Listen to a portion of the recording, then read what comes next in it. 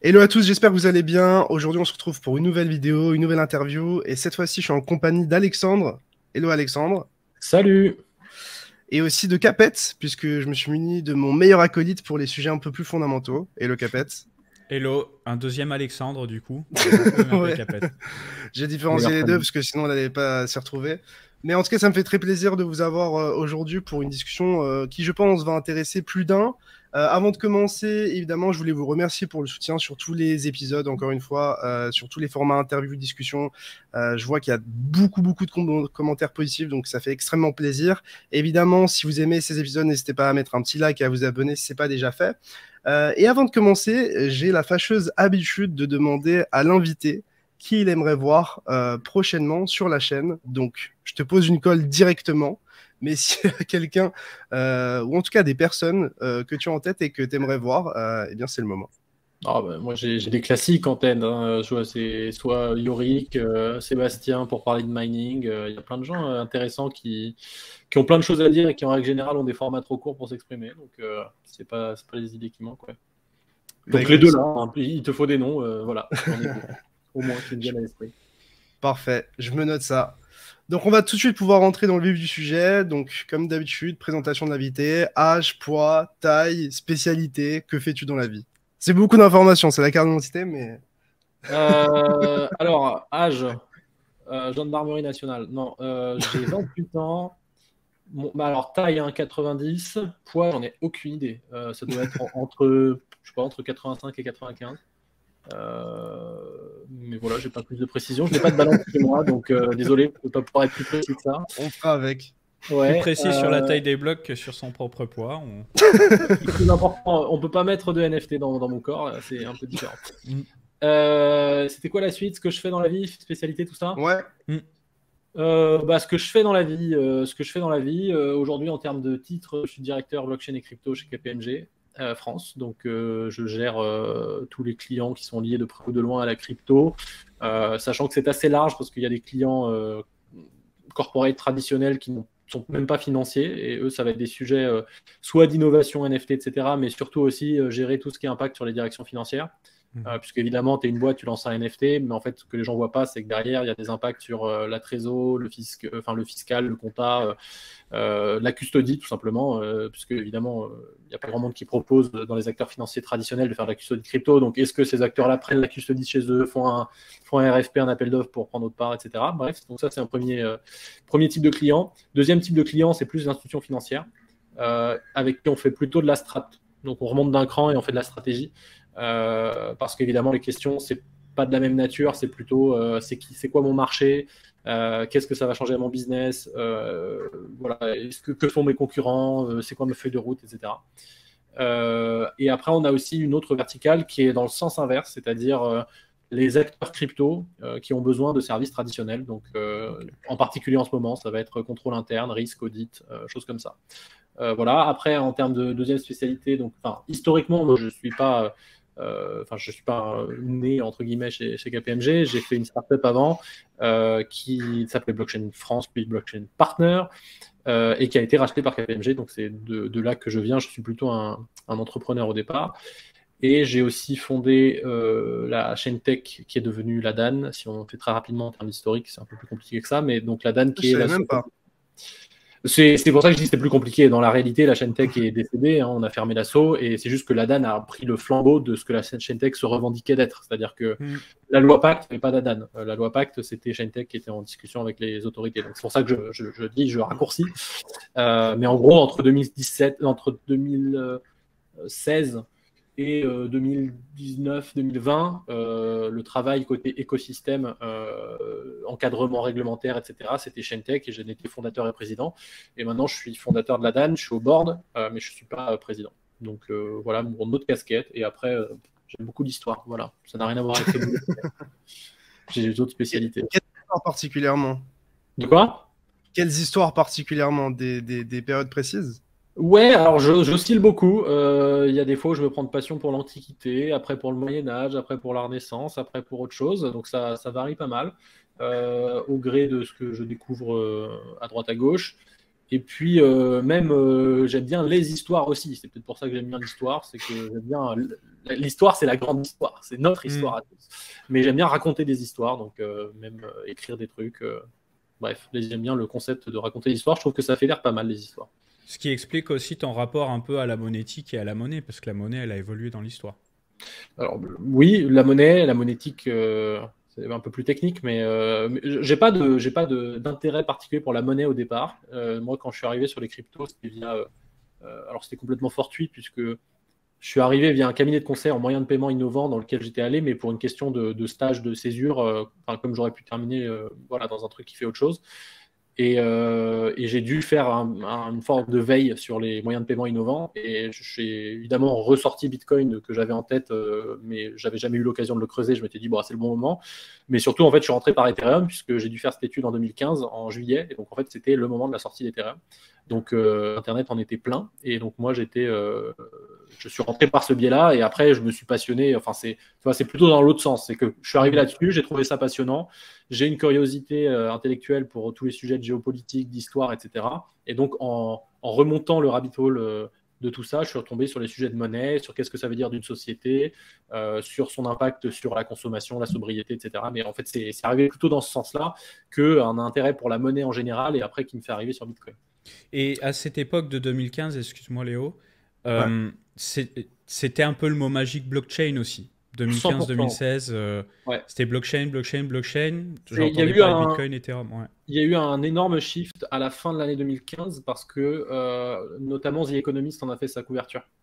Nous, on l'a très très bien vu, c'est-à-dire que moi, quand je commence à creuser Ethereum et Bitcoin en juillet 2015, c'est un sujet qu'on trouve sur Internet, mais déjà pas en français. Il y avait pas un seul contenu en français. Enfin, en gros, tu tapais blockchain sur Google, rien. Après, en farfouillant, tu devais pouvoir trouver quelque chose, mais il y avait la raison d'être de Blockchain France au départ, qui était un média, c'était qu'il n'y avait rien en français. Donc, on voulait faire des trucs en français sur la blockchain. Mais surtout qu'on a commencé à beaucoup parler de blockchain, les gens étaient intéressés, etc. Mais alors, je dirais de mémoire, ça devait être en octobre-novembre. The Economist en a fait sa une. Genre vraiment, la une, elle est restée un peu connue. D'ailleurs, la une, c'est The Trust Machine, je crois, ils l'ont appelé comme ça. Et à partir de là, c'est devenu un délire. C'est-à-dire que nous, à cette époque-là... C'était l'intelligence artificielle, mais de l'époque. Ouais, c'était vraiment ça, sachant que du coup, c'était le moment où s'amorçait effectivement la narrative autour de ce qui est important, c'est pas le Bitcoin, c'est la blockchain.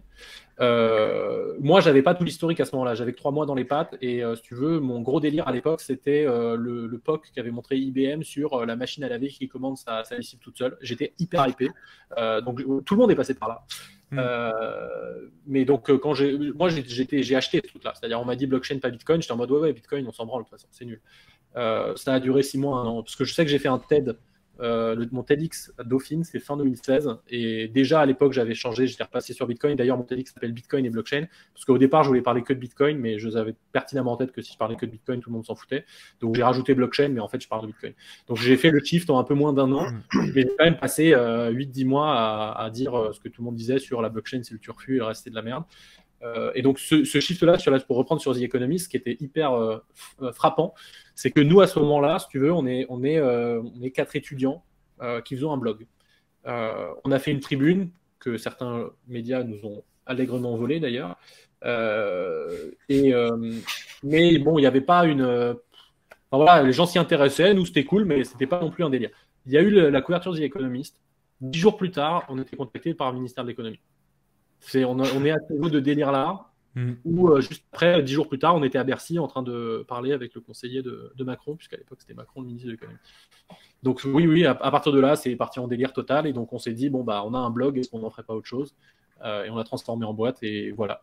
C'est assez fou quand même qu'ils vous contactent à cette époque-là. Enfin, je trouve ça même plutôt étonnant, quoi. Enfin, je m'attendais pas à ça du gouvernement, quoi.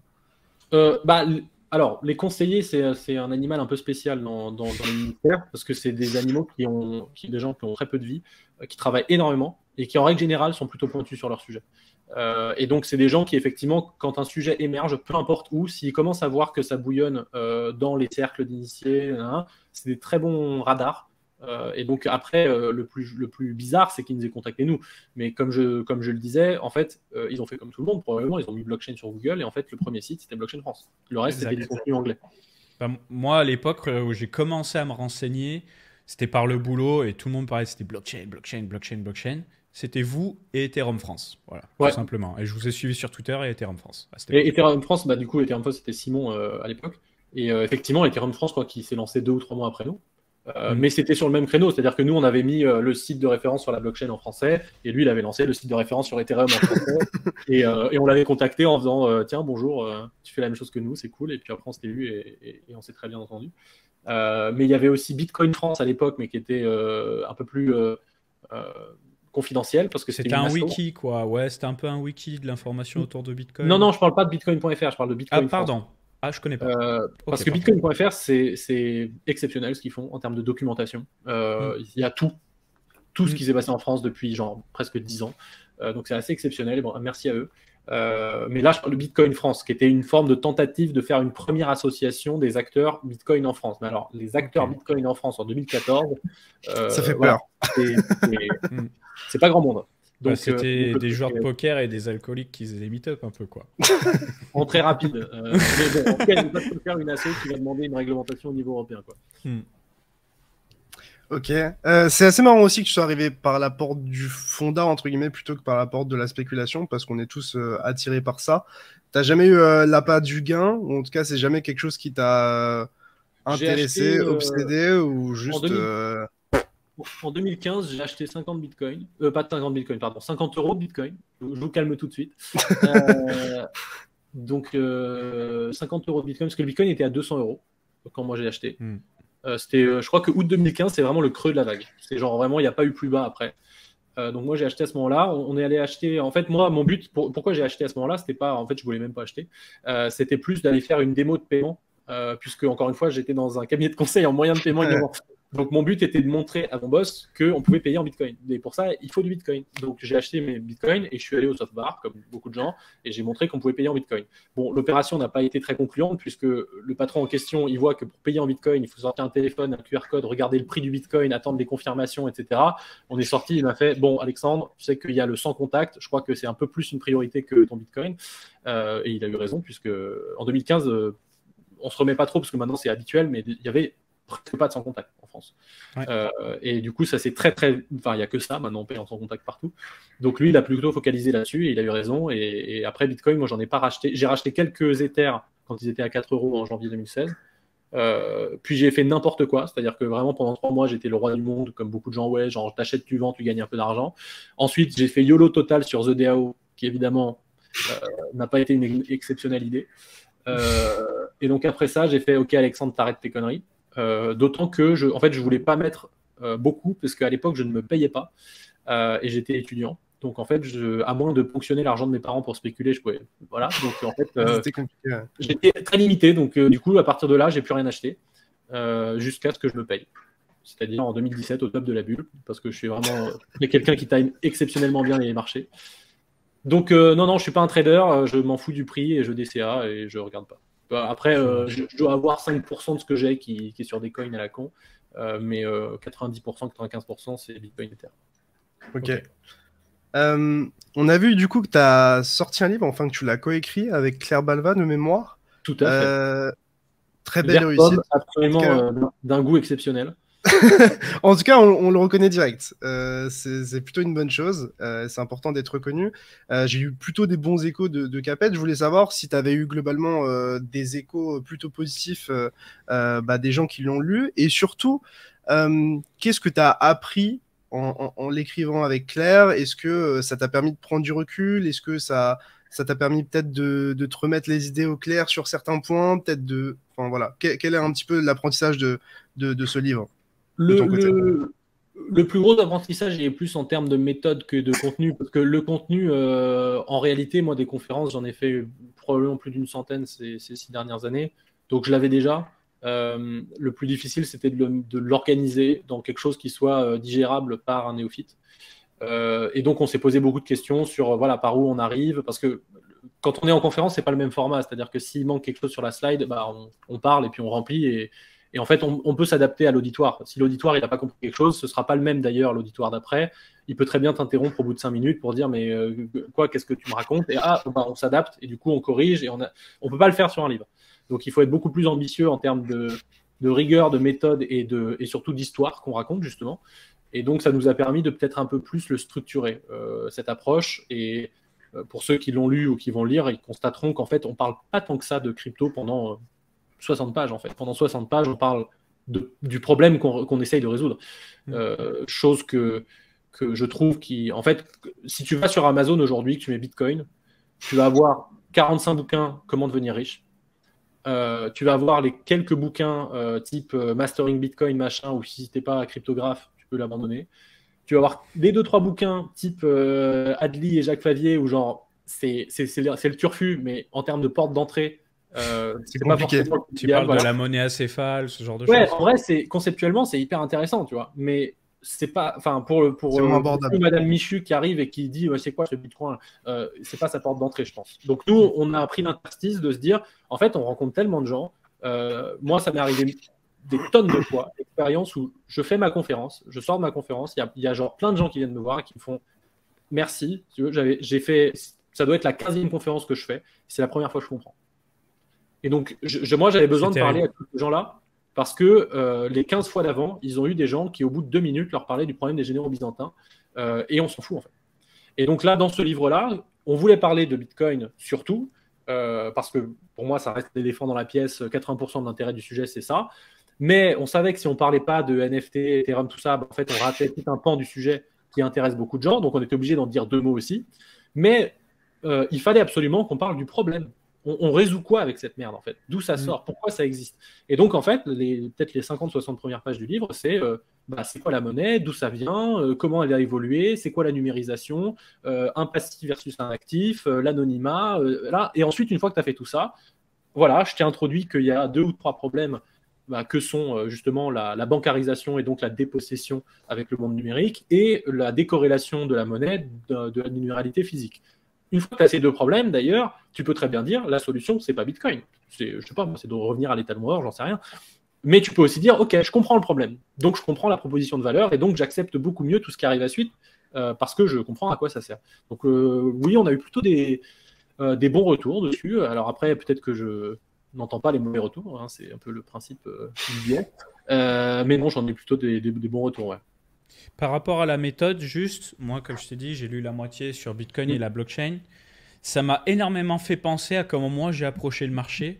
À l'époque, avec la formation Open Classroom sur Bitcoin et la blockchain, Ethereum France, qu'on pouvait retrouver chez vous, où justement il y a toutes ces étapes de la monnaie, la finance, le climat politique aussi, la Grande Dépression, la fin des accords de Bretton Woods, ce genre de choses. On refait toute l'histoire et on en est ensuite à la crise de 2008 et la création de Bitcoin en fait. Et j'insiste, si jamais vous avez envie de mettre quelqu'un sur le sujet, c'est un très bon livre, je pense, parce que tu n'as pas besoin de connaissances du tout en marché, Bitcoin, trading, etc. pour rentrer dedans et comprendre ce qui se passe. Ah mais j'irais même un cran plus loin, parce que, alors, comme je disais, j'en ai 90 pour moi, donc je vais en prendre un, mais je voudrais juste citer, parce qu'en fait, ça nous a beaucoup turlupiné, et oui, ce verbe existe, quand on l'a écrit, mais je cite dans l'introduction, vous trouverez donc dans ce livre une approche par les fondamentaux. Nous ne vous expliquerons pas si Bitcoin vaut 10 000, 50 000 ou 1 million, mais nous vous essaierons de vous expliquer pourquoi il ne vaut pas zéro.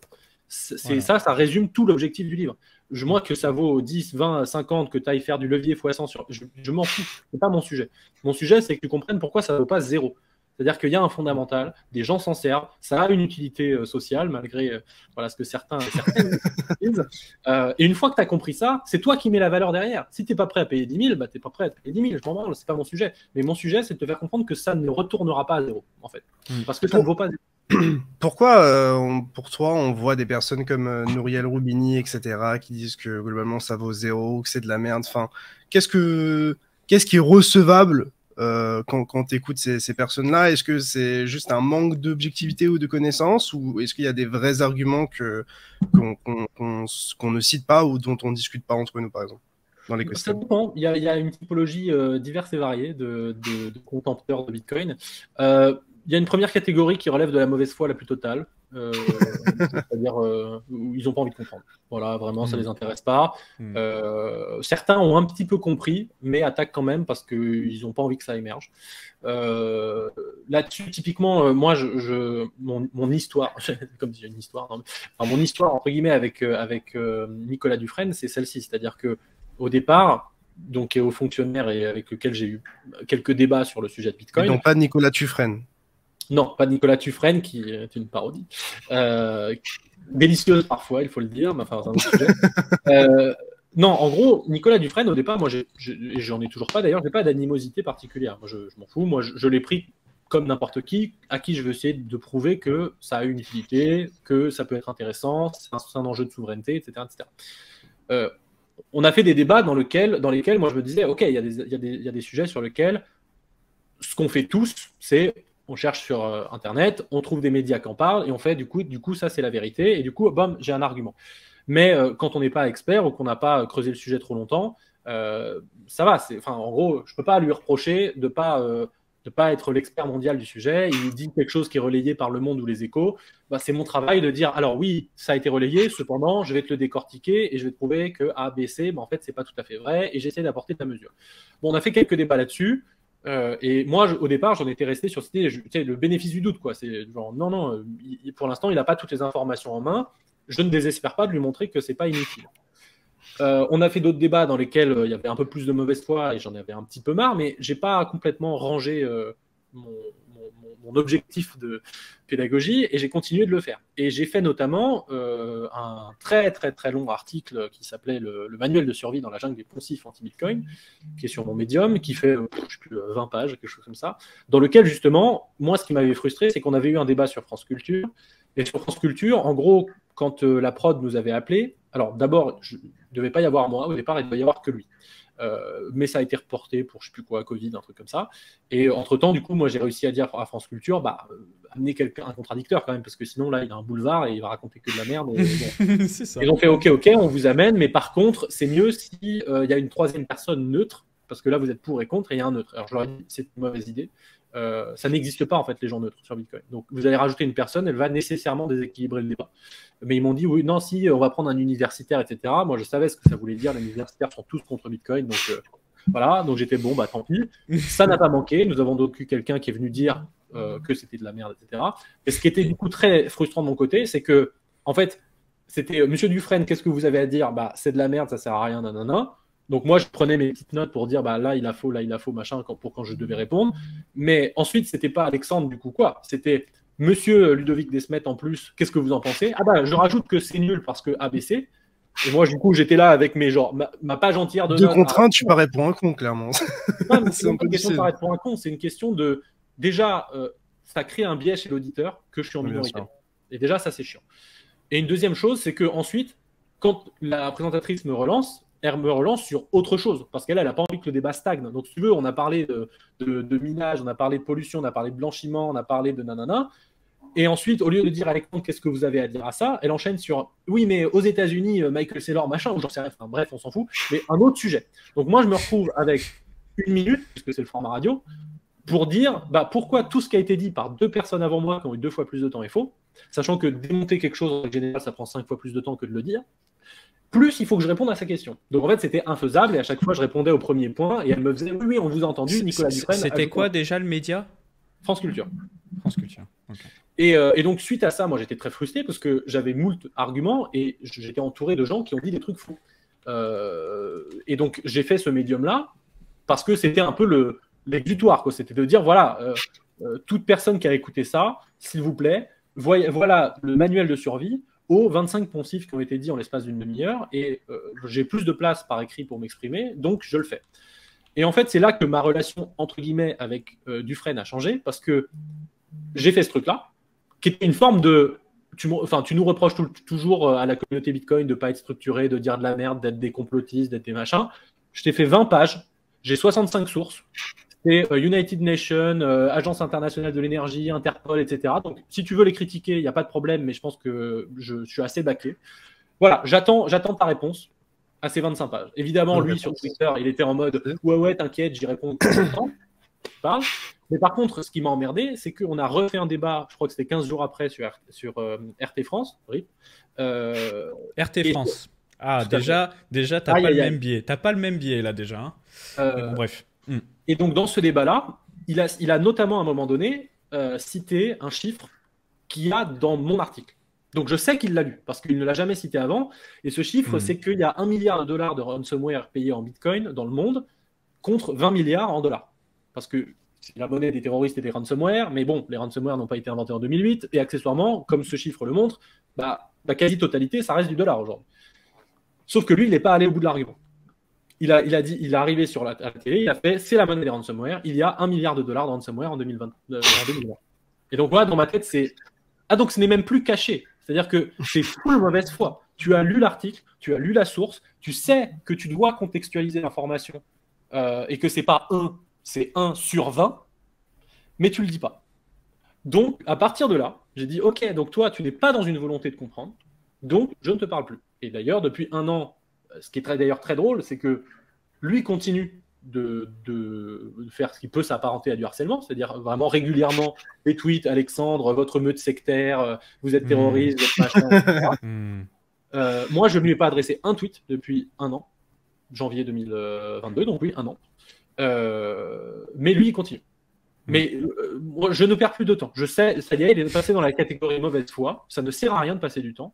Je lui donne une exposition qu'il ne mérite pas et dont il n'a pas besoin. Donc ça ne sert à rien, j'arrête. Il y en a d'autres, parce que là on parlait de qu'est-ce qui fait que les gens sont contre, etc. Il y en a d'autres, ils ont un biais intégré. C'est-à-dire que quand tu as fait 40 ans de carrière avec un système de pensée, c'est pas un reproche que je fais, parce qu'on va tous être... Même nous, on a des biais au final. Exactement, je pense qu'on est ancré dans notre réalité crypto. Exactement. Ça existe, quoi. Et c'est pour ça que je suis pas en mode, là, je dis pas, je jette la pierre, ces gens sont des connards. Je suis en train de dire, tu vis avec une façon de penser qui est la même depuis 40 ans. Keynésienne. Et ça relève de l'impossible, en fait, de tout remettre en question. Parce que psychologiquement, en fait, ça te détruit. Imagine-toi te dire, tu viens de rater. Tu remets tout en question. Voilà. Parce que c'est être honnête avec soi-même, de se dire, potentiellement, ça fait 40 ans que je dis de la merde. C'est hyper dur. Donc, en fait, c'est beaucoup plus confortable tant que ça reste marginal, ce qui est le cas aujourd'hui, et qu'il y a un risque substantiel que ça ne marche pas, ce qui reste le cas aujourd'hui, en fait, de rester avec le consensus qui est de dire, non, ça ne marche pas. Parce que c'est plus confortable, ça évite de se remettre en question. Et encore une fois, je ne jette pas la pierre, c'est un comportement tout à fait normal. Et après, il y a tous ceux qui ont parfaitement compris et qui ont un agenda politique. Et ça, je mets plus, par exemple, la Luc dedans. Je pense qu'elle a beaucoup plus compris, mais elle en arrive à des phrases du type les clés privées sont une régression idéologique. Voilà, donc sachez que la propriété privée, c'est une régression. Donc l'alternative étant le communisme. Elle est dans sa pente glissante, c'est vers là qu'elle va, mais elle le fait consciemment. C'est génial, pour une fois, c'est pas ma bouche qui sort ce genre de... J'étais étonné parce que justement, c'est ce que surtout Capet disait en live. Et bref, c'est assez marrant de l'entendre d'une autre personne. Qu'est-ce qu'il dit en live que... moi, en fait, il met un chapeau d'alu et après il parle. En quelques mots, tu vois, tu parlais tout à l'heure de France Culture, du coup, je suis allé sur Wikipédia. Bon, c'est un média national, donc on s'imagine qu'il va un peu dans le sens du système.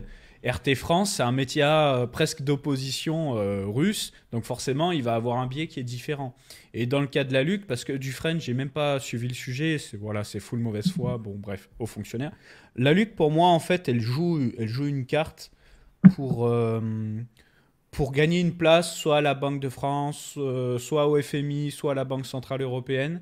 Et en fait, elle va confirmer le biais de ce que peut dire par exemple une Christine Lagarde ou autre, mais de manière beaucoup plus subtile. Parce que Lagarde, elle fait son travail. Elle est à la tête de la Banque Centrale Européenne, elle ne fait que son travail. Alors que la Luc, je pense qu'elle vise ce travail, donc elle est en mode « Regardez maîtresse, j'ai dit ça, j'ai dit ça. Est-ce que je peux avoir mon boulot, s'il vous plaît, s'il vous plaît, s'il vous plaît ?» Moi, je le vois vraiment comme ça. Après, ça ne tient qu'à moi. Je pense pas que ce soit... Je pense pas que ce soit de cette nature. Encore, pour moi, c'est vraiment un positionnement idéologique. Il n'y a même pas de jugement dans ce que je dis. C'est-à-dire que chacun se positionne comme il veut idéologiquement. Dans la philosophie politique du groupe de Aurore Lalucq, parce qu'après, il y a elle, mais bon, enfin, c'est la même dans le groupe, quoi. La finance, c'est mal, déjà, de 1. Et de 2, il y a cette idée de le collectif doit contrôler les dérives des individus. Ce qui est une chose où, en gros, tu peux être d'accord il y a tout un spectre pour être d'accord avec cette affirmation. C'est-à-dire qu'il y a être libertarien, c'est-à-dire tout contrôle est nul et il ne faut pas le faire. Et il y a, dans l'autre côté, le communisme. Tu peux te placer où tu veux entre les deux. C'est pas un mal en soi. Moi, je ne suis pas libertarien. Je pense que pour faire société, il y a des règles qui doivent être mises en place. Quand elles sont délibérées de manière accordée, démocratique, etc., bah, il faut s'y soumettre. Et puis voilà, si tu n'es pas content, bah, soit tu changes de nationalité si tu peux, soit tu vas faire autre chose, j'en sais rien. Mais il y a certains principes quand même. Et parmi ces principes, il y a les droits de l'homme, par exemple. Il y a la vie privée, il y a la propriété privée. Et donc là, normalement, c'est au juge de se positionner, ou aux démocraties, puisque la loi, ça reste quand même au départ l'émanation du peuple aussi, de se positionner pour faire des arbitrages, parce que ça arrive fréquemment dans la vie d'une société que certains principes soient en conflit. Et donc là, à ce moment-là, il faut dire lequel est au-dessus de l'autre. Ce que dit Aurore Lalucq, quand elle dit les clés privées sont une régression idéologique, les clés privées, sachant que ça n'a même pas été inventé avec les cryptos, hein, ça existe avec la cryptographie de manière générale, mais le sous-jacent de ça, c'est la propriété privée est une régression. Parce que, encore une fois, c'est de la compare, c'est que dans le monde numérique, vous ne possédez rien. Tout est chez un intermédiaire. Et quand tout est chez un intermédiaire, quand on est dans une posture politique en faveur du contrôle, bah, c'est beaucoup plus pratique. Parce qu'on a des intermédiaires. Voilà, en France, il y en a 4. Voilà, c'est pratique. Tu as 4-5 banques. Merci, au revoir. J'ai donc 5 guichets. Je passe 5 coups de téléphone et je sais ce qu'ont les Français, ce qu'ils ont le droit de faire, ce qu'ils n'ont pas le droit de faire, etc., etc. À partir du moment où tu dis, bah, en fait, vous pouvez reprendre la propriété sur ce que vous avez, en fait, on est en train de rien dire d'autre que juste la déclaration des droits de l'homme. C'est-à-dire, vous avez le droit de posséder des choses. Voilà, point. Mais ceci est subversif. Pourquoi? Non pas parce que c'est subversif en soi, mais c'est parce que, encore une fois, dans le monde numérique, nous sommes habitués depuis 25 ans à ne plus avoir de propriété. Donc là, on n'est pas en train de préserver la propriété privée, on est en train d'essayer de la recréer. Et donc la recréer, ça attaque un système de contrôle et de réglementation qui, accessoirement, c'est ce que je dis aussi régulièrement, je ne sais pas si vous avez déjà essayé de trouver des statistiques sur des bilans d'efficacité. On a perdu Capet. Non, je suis là. Il va revenir, il va revenir. On n'a jamais eu de statistiques sur les bilans d'efficacité de la réglementation financière.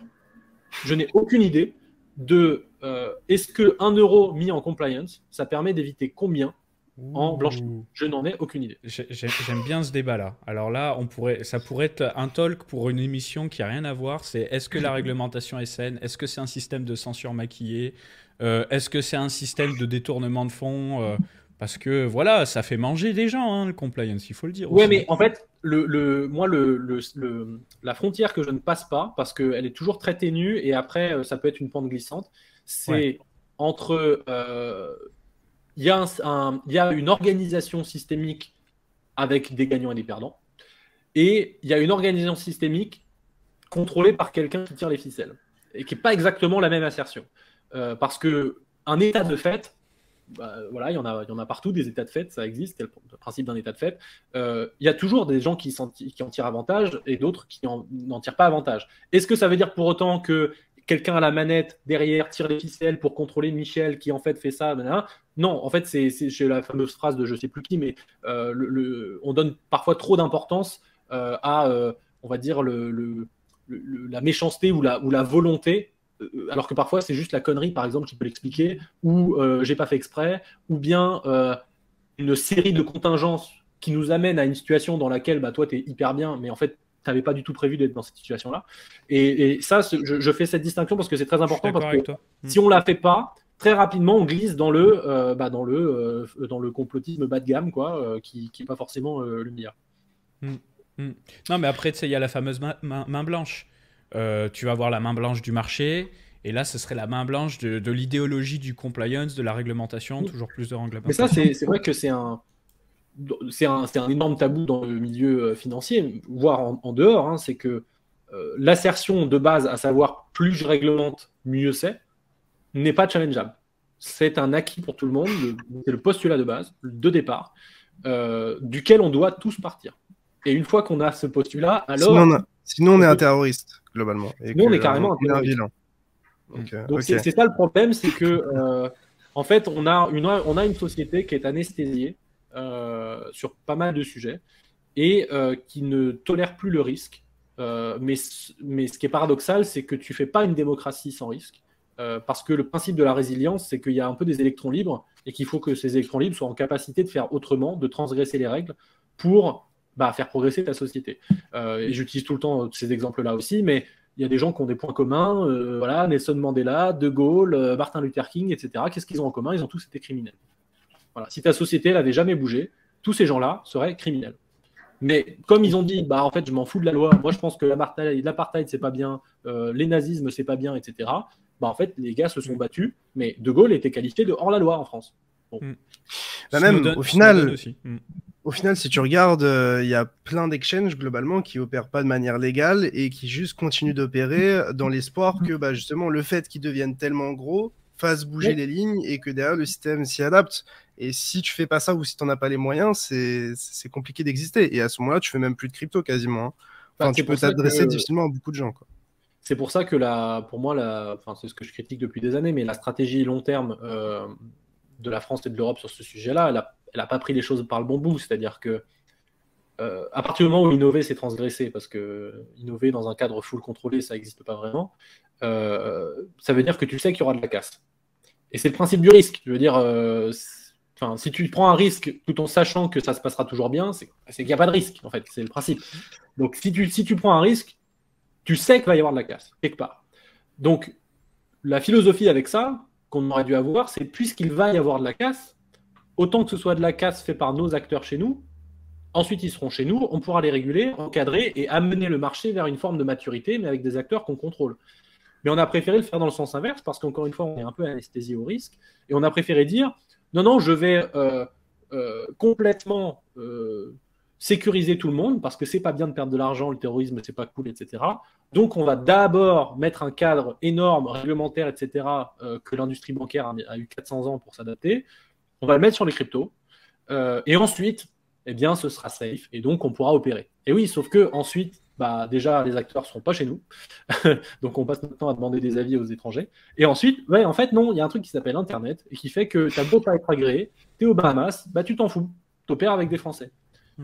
Et bon courage à l'AMF avec ces 3 personnes pour aller déloger les gens aux Bahamas. Est-ce que, pour revenir à Bitcoin, est-ce que parmi, par exemple, tous les arguments que tu as reçus, en tout cas avec les personnes avec lesquelles je discute, tu as quand même des choses qui sont recevables et qui représentent des faiblesses de Bitcoin ou même des menaces, parce qu'on dit souvent Bitcoin c'est tout beau, mais je suppose qu'il n'y a pas forcément que du mensonge, il doit y avoir au moins quelques points...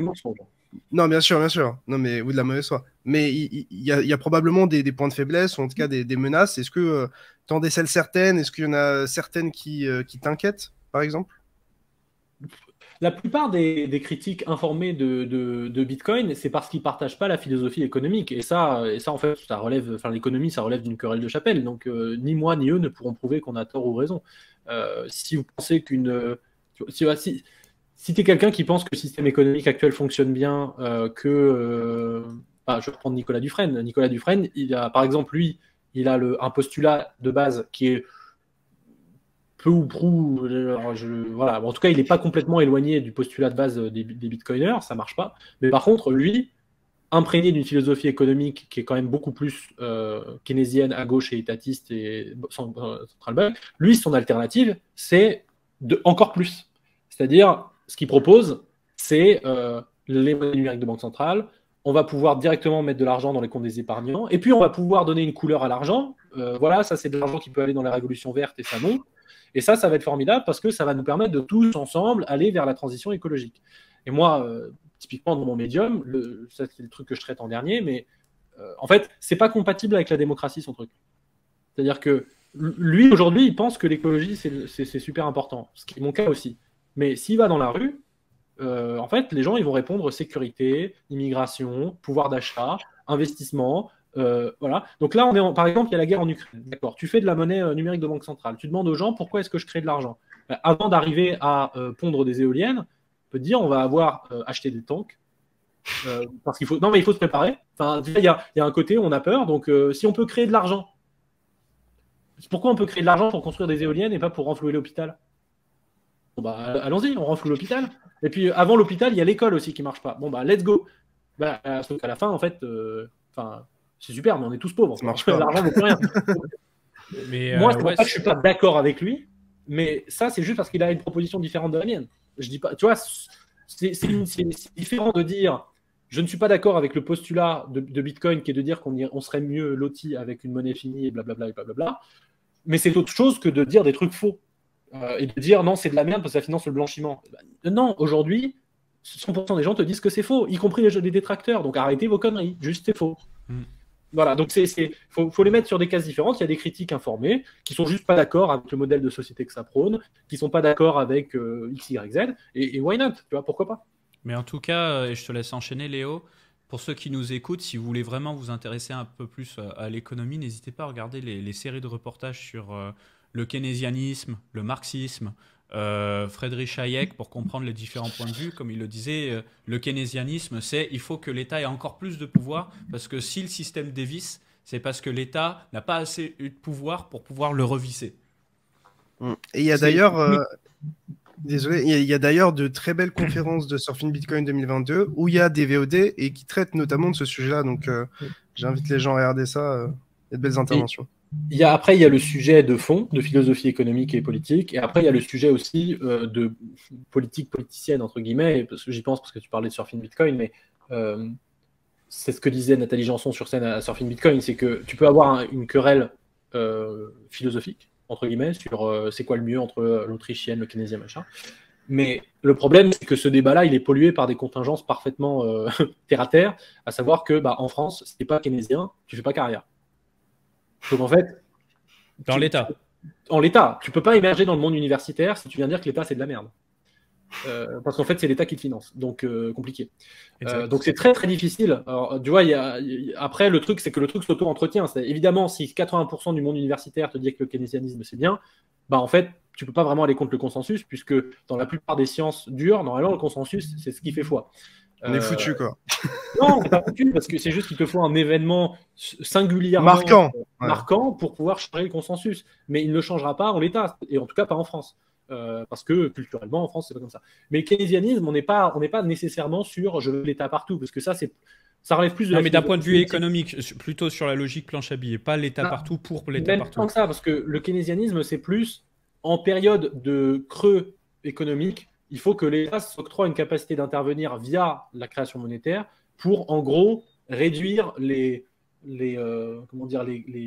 désavantages, les conséquences négatives des cycles. Et donc, ce faisant, normalement, en période de récession, on est censé pouvoir atténuer la récession. Et lorsqu'on a une période de croissance, on inverse le cycle comme ça. Certes, on a moins de croissance, mais en fait, ça compense avec le fait qu'on a eu moins de récession. Donc, c'est une forme de volonté d'équilibrer les cycles, parce que sinon, ça fait trop en bas, trop en haut, trop en bas, trop en haut. Voilà. Mais est-ce que ça marche? Ça, c'est un autre sujet. Mais en tout cas, il y a une vraie querelle. Encore une fois, en économie, on ne peut pas prouver que quelque chose est bien, pas bien. On peut juste avoir des tentatives de réflexion et après, on adhère ou on n'adhère pas.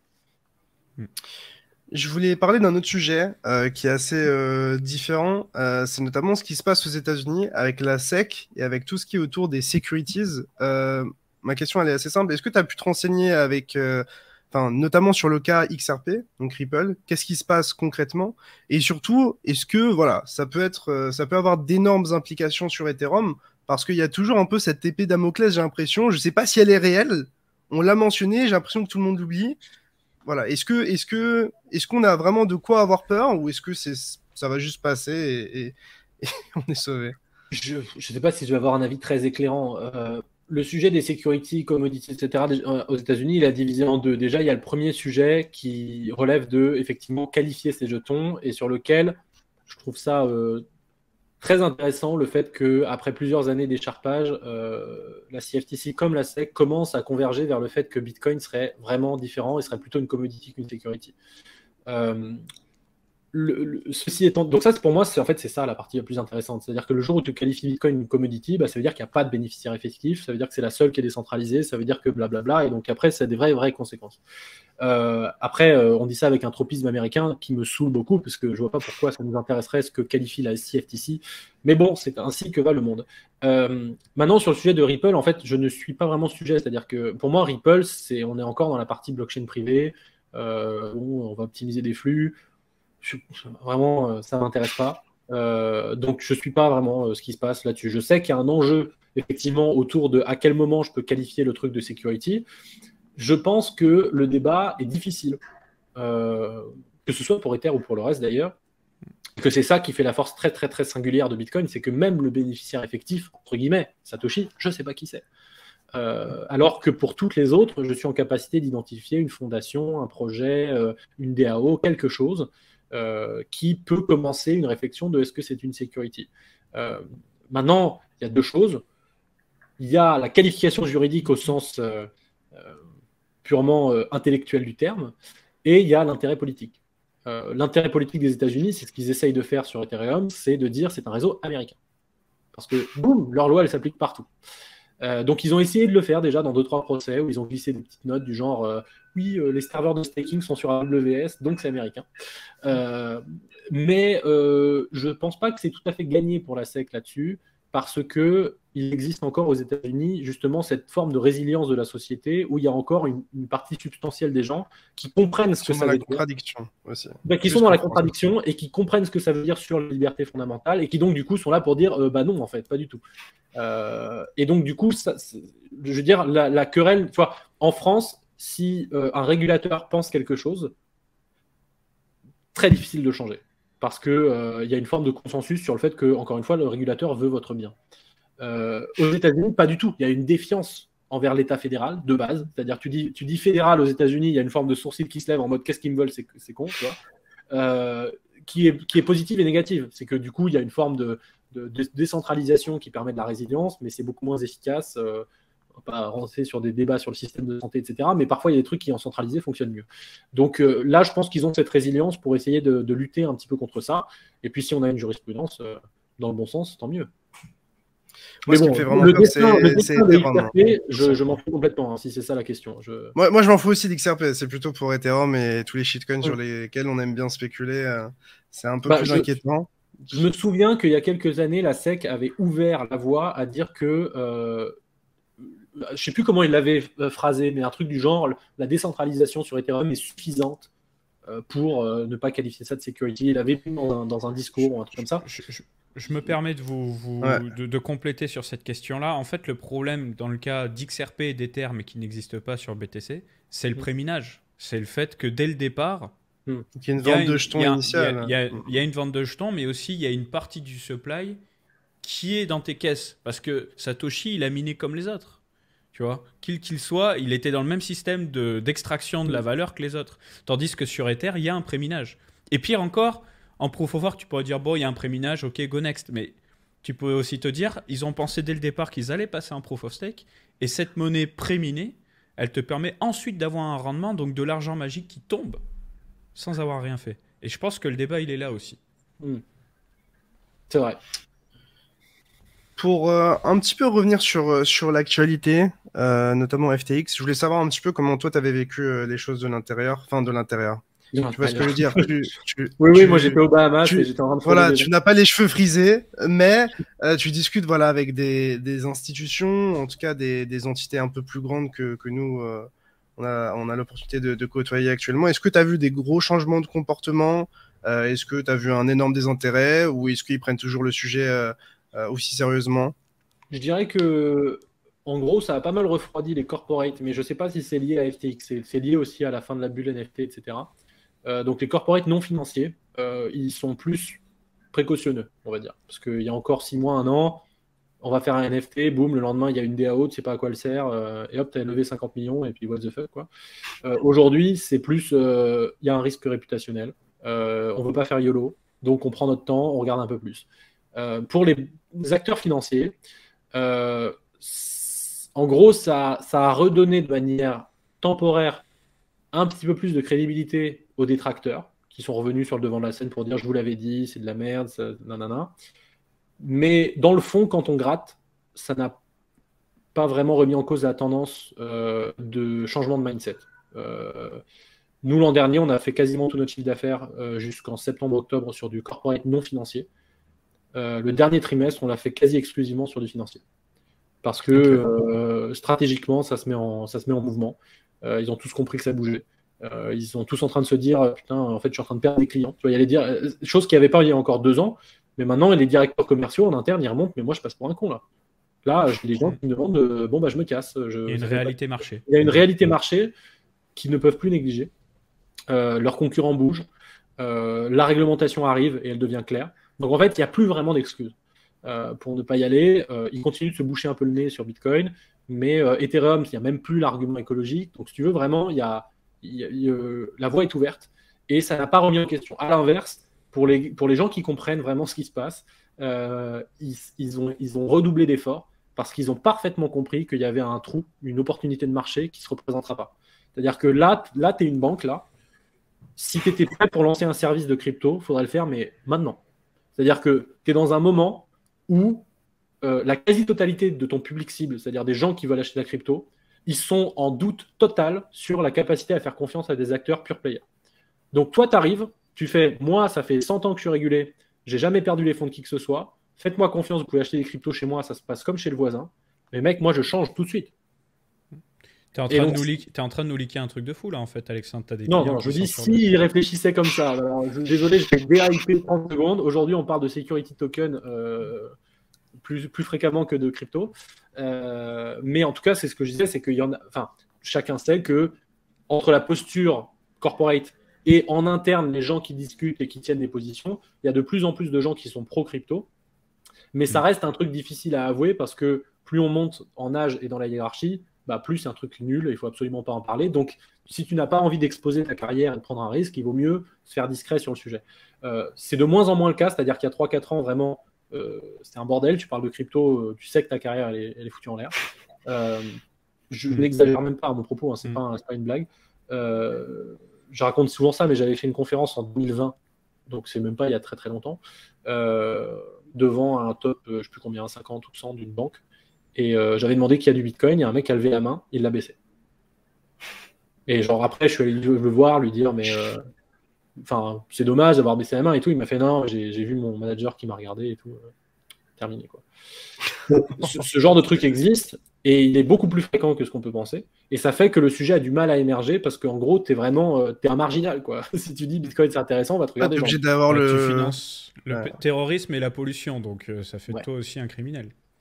Donc voilà, donc non, j'annonce rien de spécial. De toute façon, je n'aurai rien le droit d'annoncer, donc je ne le ferai pas. Mais quel dommage. Ce que je peux vous dire, c'est qu'on travaille de plus en plus avec plutôt les acteurs financiers et qu'ils ont compris que les choses bougeaient. Mais je ne sais pas, peut-être, je ne l'ai peut-être pas en tête, mais le temps d'un acteur financier, c'est comme dans Interstellar, quoi. C'est 1 seconde, c'est 6 ans. Donc ça prend du temps. Je valide énormément et ça m'amène aussi à la question des banques plutôt friendly concernant les cryptos. Moi, je t'avoue que trouver une banque qui est crypto-friendly en francophonie, c'est une galère. J'ai discuté avec peu de banques dans ce cas-là. Enfin, il y en a très très peu, et même avec eux, c'est une galère. Est-ce qu'on peut s'attendre à ce que ça change en business. Ah, ok, d'accord. Mais après, moi, c'est pas une question de business PSAN ou quoi que ce soit, tu vois. Alors, c'est juste. Non, mais juste, c'est en gros avoir un compte perso pour acheter des cryptos ou avoir un compte corpo. Non, corpo, ouais, corpo. Et même ça, c'est un enfer. Est-ce que tu penses que ça peut changer? Juste pour donner un contexte, très rapidement. Par exemple, même à Malte, ou même dans d'autres juridictions, etc., dès que je prononce le mot crypto, on me parle plus, on me répond plus. C'est assez extraordinaire. J'ai plus aucune réponse. Ou juste on me dit votre profil ne correspond pas à nos standards. Ou des fois on te répond juste pas. Enfin, est-ce que toi c'est quelque chose que tu vis en France? Est-ce que on pourrait s'attendre à une situation qui s'améliore? J'aimerais bien être enthousiaste, mais si tu veux, le sujet des comptes bancaires, c'est le même qui est sur la table depuis que je suis président de la chaîne Tech. Donc de 2016 déjà, ça avait déjà problème. Donc non, ça ne change pas. L'accord informel qui avait été passé avec les autorités n'a pas été respecté. Je m'en plains assez régulièrement, mais l'origine, enfin je veux dire l'origine. Historiquement, quand on a discuté de la loi Pacte en 2017, le deal informel avec les... Parce qu'il y a eu une réunion à Bercy avec tout le monde, hein, Tracfin, DG Trésor, tout ce que tu veux, et nos amis de la FBF. Et la question principale qu'ont posée les autorités à la Fédération bancaire française, c'était, mais en fait, on ne comprend pas qu'est-ce qui vous manque aujourd'hui pour ouvrir des comptes? Parce que l'intérêt de Bercy, c'est quand même qu'il y ait de l'activité économique. Donc, pourquoi est-ce que les entrepreneurs chez nous ne peuvent pas ouvrir de compte? Et bon, le meeting, je passe les détails, mais il n'était pas très joyeux. Mais surtout que la FBF n'a jamais répondu à cette question. C'est-à-dire qu'ils ont passé 2 heures à ah, mais attendez, j'ai juste une question avant. Et vous, dans telle boîte, comment vous gérez l'homonymie sur les noms, etc. Enfin, on s'en branle, tu vois, genre vraiment 2 heures là-dessus. Et donc, ils n'ont jamais répondu à la question. Mais le deal semi-informel qui était dans ce rendez-vous et dans ceux qui ont suivi, c'était si vous nous donnez un cadre réglementaire dans lequel on peut défausser notre responsabilité de contrôle blanchiment sur le régulateur, puisque le régulateur file un enregistrement. Donc, c'est pas ma faute, moi, en tant que banque, s'il y a du blanchiment, puisque c'est le régulateur qui a mis son tampon. Si vous me donnez ce cadre-là, alors moi, je veux bien ouvrir des comptes.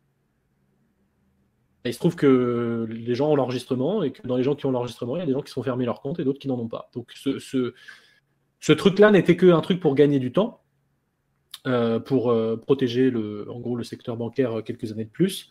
C'est pas que crypto, d'ailleurs, ils ont fait la même chose sur les fintechs, le crowdfunding, etc. Enfin bref, c'est un peu le corollaire quand tu n'as que 5 acteurs financiers. Et là, on avait commencé à reavoir les débats sur le compte bancaire. Ok, si vous nous donnez un agrément renforcé, peut-être les comptes bancaires. Oui, mais en fait, c'est sans fin. C'est-à-dire que tant qu'on ne s'appellera pas je ne sais pas quelle banque, on ne va pas avoir le droit d'ouvrir un compte, c'est ça que vous nous dites? Bah, c'est un peu ça que je vous dis, oui, malheureusement. Bah, Donc, j'ai eu la même expérience dans mon ancien travail, tu vois, où tu en arrives à un point et tu dis, c'était pas tout à fait, c'était pas sur la crypto, mais c'était plus sur la fintech, le paiement électronique, ce genre de choses. Tu vois, nous, le débat à l'époque, c'était quoi? C'était, nous, vous nous interdisez de faire ce type de monnaie électronique, mais regardez, Amazon, ils proposent des cartes cadeaux. En quoi les cartes cadeaux Amazon, c'est pas de la monnaie électronique, vu tout l'éventail d'achats que tu peux avoir sur Amazon, machin. Oui, bah Amazon, ils sont gros. Oui, mais c'est pas une réponse que vous nous dites. Amazon, ils sont gros. La loi, c'est la même pour tout le monde, non? Oui, mais Amazon, ils sont gros. Bon, bah, tu vois, la messe était dite. C'est les monopoles, ils peuvent, et toi, tu peux pas.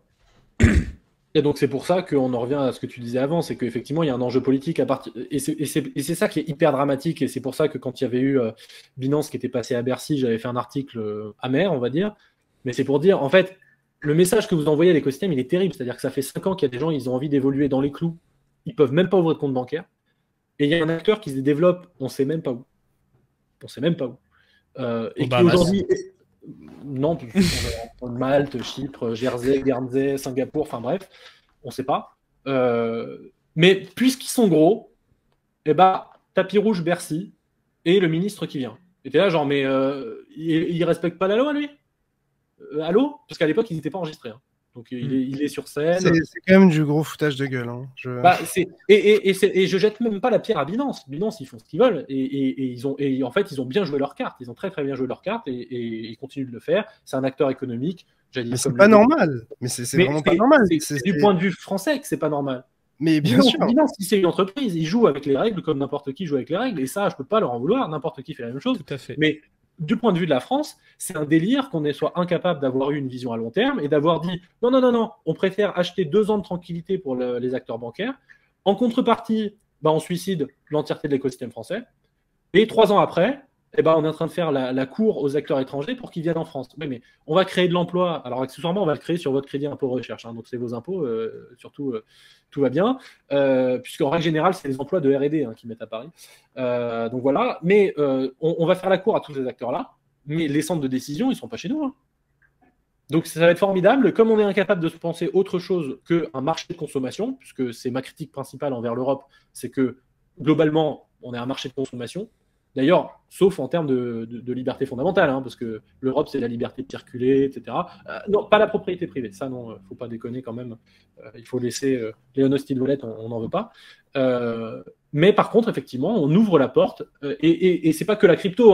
L'Europe est pleine de ces petites contradictions où, tu sais, il faut pas fermer le marché parce que le protectionnisme, c'est pas bien, mais on file des subventions que si vous faites ça. On peut donner de l'argent à la Pologne, et puis la Pologne, ils achètent des autoroutes aux Chinois. Les Allemands, ils achètent des F-35 aux Américains. Enfin, tu vois, il n'y a aucune cohérence dans la politique économique européenne en dehors de on a un marché de consommation. Il y a une corrélation, ça s'appelle le capitalisme de connivence. C'est que si par je ne sais quel moyen tu arrives à être proche de telle ou telle politique, ça t'offre un petit boulevard. Voilà. Dans le marché de la crypto, ça ne déroge pas à la règle. La différence, c'est que les règles n'étaient pas encore créées. Donc, en fait, tu avais largement intérêt, et on a eu cette querelle très récemment, puisqu'on a eu le même débat au moment de l'amendement PSAN du 24, là. C'est que En fait, le fond du débat qu'il y a eu sur cet amendement, c'était même pas de savoir l'agrément, c'est pas bien. De toute façon, c'est voté. C'est-à-dire, Mika est voté, donc on n'y coupera pas. Mais par contre, il y a la question qui se posait, c'était nous sommes tous d'accord sur le fait qu'on va créer un oligopole, voilà, et tout le monde était OK avec ça. La question, c'est quand? C'était la seule question qui se posait. Est-ce que c'est en octobre, ou est-ce que c'est en janvier, ou est-ce que c'est en octobre de l'année d'après? Sachant que ceux qui ont déjà l'enregistrement, c'est-à-dire qui sont les plus à même d'obtenir l'agrément, puisqu'ils ont déjà la première couche, ils ont déjà 18 mois de plus que tout le monde. Et donc là, la question qui se posait, c'était est-ce qu'on ferme tout de suite la porte? Et donc, si c'était le cas, je vous annonce aujourd'hui que l'écosystème français, c'est les startups existantes. Aujourd'hui, il n'y en aura pas d'autres. Ouais. Ou est-ce qu'on se laisse 6 mois de plus? Et le problème, c'est que politiquement, là, on retombe sur ce que un très grand livre de Bastia, ce qu'on voit et ce qu'on ne voit pas, c'est que détruire des boîtes qui n'existent pas, personne ne le voit. Par définition, elles n'existent pas. Donc, porter le message qui est de dire non, mais attendez, est-ce qu'on peut reporter de 6 mois de plus au cas où on voudrait qu'il y ait quand même 3 ou 4 autres boîtes potentielles dans l'oligarchie, en gros, qui va se mettre en place, l'oligopole. Et en fait, comme tu es incapable de les citer, ces boîtes, puisque par définition, elles n'existent pas, en fait, tu passes pour quelqu'un qui ne veut pas protéger les gens et qui veut financer le terrorisme. Juste donc, pour les gens qui nous écoutent pour YouTube, on est en train de parler du fait qu'il y a une loi qui dit que si vous avez déjà fait la première étape qui est de se rapprocher du régulateur pour dire bon bah voilà, je veux être dans les clous, je veux avancer et ensuite je vais être enregistré PSAN, et en fait tu as un tapis rouge pour la suite parce que ça te libère beaucoup plus de temps pour passer à la deuxième étape d'enregistrement. Par contre, si tu n'as pas fait cette première étape d'enregistrement, ouais, alors c'est quoi la première étape? Tu as enregistrement, puis tu as obtention d'agrément. Voilà. Agrément, ouais. Voilà, donc si tu veux te mettre dans les clous, mais que là tout de suite t'es pas enregistré pour je ne sais quelle raison, financière, manque de temps, manque de machin, truc, tu vas te retrouver dans une situation bloquante en fait. C'est ça. Ça veut dire que si l'amendement de départ était passé, ça voulait dire que là maintenant tout de suite, il aurait fallu avoir déjà déposé ton dossier d'agrément. Donc un truc que personne n'a en France. Mais est-ce que ça a un rapport avec FTX ou ça n'a rien à voir? Alors, en France, oui, mais pour moi, c'est plus une question d'effet d'aubaine et de calendrier politique. Parce que suite à FTX, quand tu regardes, il y a eu une audition suite à FTX en Europe, où il y a eu l'ESMA, donc qui est l'autorité des marchés financiers européenne. Il y avait le comité ECON, qui est le comité des affaires économiques et monétaires du Parlement européen, qui était donc le comité qui a fait MiCA, la loi MiCA, et il y avait la Commission européenne. Donc, il y avait en gros les décideurs. Dans cette commission, dans cette audition, les trois ont insisté sur le fait que FTX, c'était, en gros, c'était pas grand-chose, c'était une arnaque, ok, ça existe, mais ça ne devait pas remettre en cause le calendrier européen, qu'on allait se préparer, que ça allait arriver, que ça allait prendre 2 ans, 3 ans, etc., etc. Mais en France, non. En France, effectivement, on a dit non, il faut que ça aille plus vite. On va être les seuls en Europe à le faire, mais il faut le faire plus vite parce que là, on a un effet d'aubaine. On doit profiter du fait que les gens sont émus parce que des gens ont perdu de l'argent. Donc là, l'ami Aurore Laluc qui vient dire « Oh, le pauvre Amaury, il a perdu de l'argent ». Enfin, on est quand même au niveau zéro. Hein. Le pauvre Amaury, il a perdu de l'argent, on est au niveau zéro de l'argumentaire. Hein. Cet exemple, il m'a tué. Moi, il y a un autre fait marquant qui m'a vraiment choqué. Je ne sais pas si vous en souvenez. C'est quand il y avait la PBWS et qu'on nous parlait, on nous rabâchait le PSAN, que Binance n'était pas PSAN, et t'arrivais, je sais plus devant quel palais, c'était énorme, et tu voyais une banderole Binance qui devait faire 30 mètres, et je me suis dit, putain, dans quel monde on vit, sérieusement? C'est le moment où j'ai vu la plus grosse aberration, parce que c'est vraiment la justice à 2 vitesses. Pourquoi il se passe et ça, c'est que l'aberration visible. On peut dire qu'il y a d'autres aberrations, mais encore une fois... du point de vue de l'entreprise, on ne peut rien leur dire. Hein. Ils jouent avec le jeu et si on ne les prend pas, on ne les prend pas. Ils ont une politique de risque qui est celle qui est la leur, mais ça a l'air de marcher. Et donc on ne peut pas leur en vouloir. Mais par contre, c'est pareil. La DAN, par exemple, a demandé régulièrement chaque année d'augmenter les moyens de l'AMF. Et ça n'a pas été fait. Ça fait sens. Ça fait totalement sens. Évidemment que ça fait sens. Si tu veux, à partir du moment où tu dis vous ne pouvez pas opérer en France si vous ne respectez pas des règles élémentaires, qu'il n'y a que les Français qui se cassent les pieds à respecter les règles élémentaires, mais qu'il n'y a pas de punition pour tous ceux qui ne les respectent pas, en fait, tu es là genre mais allô qu'est-ce qui se passe? Est-ce qu'on peut avoir plus de moyens à l'AMF pour contrôler les gens qui ne respectent pas? Et que tout aille plus vite. Que tout aille plus vite pour ceux qui nous écoutent. peut-être qu'ils sont très défiants vis-à-vis du régulateur. Ce qu'il faut comprendre, c'est qu'en fait, à l'AMF, ils sont en sous-effectif total. Ouais. Donc, valider des dossiers, refuser des dossiers, bah, c'est difficile. C'est même pas qu'ils veulent pas, c'est même pas qu'ils sont mal intentionnés, c'est qu'ils n'ont pas les moyens. C'est comme tous les sujets d'ailleurs, hein, la police, l'hôpital, l'école. Il y a un manque de moyens partout, partout, partout. Sauf... Allez, je vais pas le dire, c'est pas le sujet. Arrête. Moi, je vais changer de sujet. Je vais changer de sujet, j'évite les problèmes. Je voulais parler des CBDC. On entend beaucoup parler des CBDC. Et je voulais savoir concrètement comment tu voyais l'arrivée de ces CBDC, notamment par rapport aux stablecoins qui sont déjà en place. Est-ce qu'on peut penser à un grand remplacement ou à une cohabitation? Est-ce que moi qui trade sur, j'en sais rien, Binance, qui est PSAN, je vais avoir des paires avec des stablecoins globalement de monnaie centrale, ou est-ce que ça va rien changer, on va tous trader sur le petit vieux Tether, sur lequel on espère qu'il n'y aura jamais de soucis, quoi. En fait, j'aurai un avis sur les CBDC quand je saurai ce que c'est, en fait. C'est pas plus compliqué que ça. Aujourd'hui, CBDC, franchement, faites l'expérience d'aller sur Google Trends et vous mettez CBDC. Et vous regardez à partir de quand on commence à en parler. Voilà. C'est avant 2019, tout le monde s'en fout. C'est un non-sujet. Puis soudainement, vous avez Facebook qui sort Diem, Libra à l'époque. Et ben, le mois d'après, tu as la courbe CBDC qui fait ça. Parce que derrière CBDC, une fois qu'on a compris ça, en fait, on a compris beaucoup de choses. Les CBDC ne sont pas une réalité à l'heure actuelle. Ce sont des papiers. C'est de la com. C'est-à-dire qu'à partir du moment où tu as un acteur privé comme Facebook qui arrive dans le jeu et qui dit « la monnaie, c'est moi », bah là, tu es une banque centrale, tu as deux options. Soit tu dis rien, tu passes pour un con. Parce que tu as un acteur privé qui est en train de te voler ton sujet et toi, tu dis rien. Soit tu dis quelque chose, mais il faut proposer une alternative. Parce que si tu dis c'est pas bien, on va te traiter de personne qui n'aime pas l'innovation, etc., etc. Donc cette alternative n'existant pas, bah, tu la crées. Et ben on va faire des central bank digital currency. Ça va être formidable. C'est pareil que les cryptos, mais sans la crypto et avec nous. Et vous allez voir, l'euro va être mieux. Et ça fait des années, il n'y a toujours pas de définition. Je ne sais pas comment ça marche. Je ne sais pas ce que c'est. Donc même les banquiers centraux entre eux ne sont pas d'accord. Et donc, quand tu regardes la conférence qu'il y a eu là en septembre ou octobre au Louvre en France, la Banque de France et la BCE n'étaient pas d'accord. La Banque de France, pour elle, une CBDC, c'est optimiser SWIFT. C'est on va prendre le réseau bancaire tel qu'il est, et grâce à une meilleure techno, on va l'optimiser. Puis tu as la BCE qui répond, pas du tout. Une CBDC, c'est pas ça. C'est une monnaie qui est accessible aux citoyens de base. Bah, ils sont pas d'accord entre eux. Donc, il y a une autre question aussi, c'est tout à l'heure on parlait des oligopoles, etc. C'est et les banques commerciales là-dedans, et les prestataires de services de paiement là-dedans, et les crypto-bros là-dedans. On bloque qui? On fait rentrer qui dedans? Qui prend sa com? Qui a le droit de visu sur qui? Machin truc. Et je pense que le débat de fond, il est là-dessus. C'est qu'en fait, tu veux proposer un nouveau système, mais tu donnes plus de pouvoir à qui? Tu donnes moins de pouvoir à qui, finalement? Et là, en l'état actuel des choses, ce qui est marrant, c'est que on a l'impression que personne n'a intérêt à ce que ça sorte, y compris les acteurs du système. Ouais. Donc, en gros, tu as ce totem qui est mis en avant depuis 3 ans pour des raisons purement de com, c'est-à-dire, voilà, on n'est pas des billes, on sait réagir face à Facebook, mais qui ne sont plus vraies, puisque Facebook n'est plus là, entre guillemets, mais il faut continuer d'exister. Donc, tu es là en train de dire, il nous faut une CBDC, on ne sait pas comment, on ne sait pas pourquoi, on ne sait pas avec qui. Mais ce qu'on sait, c'est que si on met en place une CBDC, bah en fait, ça va désintermédier les banques. Si je désintermédie les banques, ça veut dire que moi, je suis en capacité, parce que revenons au truc que je disais tout à l'heure, dans le monde financier, tu ne possèdes rien. C'est tout qui est possédé par un intermédiaire. Et donc, quand tu possèdes un euro dans ton compte bancaire, ce n'est pas un euro. C'est un euro banque commerciale.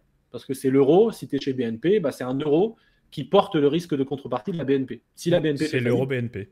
Voilà, tu possèdes plus rien. Donc, pour prévenir ce risque, qu'est-ce qu'on a fait? Des oligopoles. Comme ça, on peut encadrer ces gens-là et faire en sorte qu'ils ne fassent plus faillite.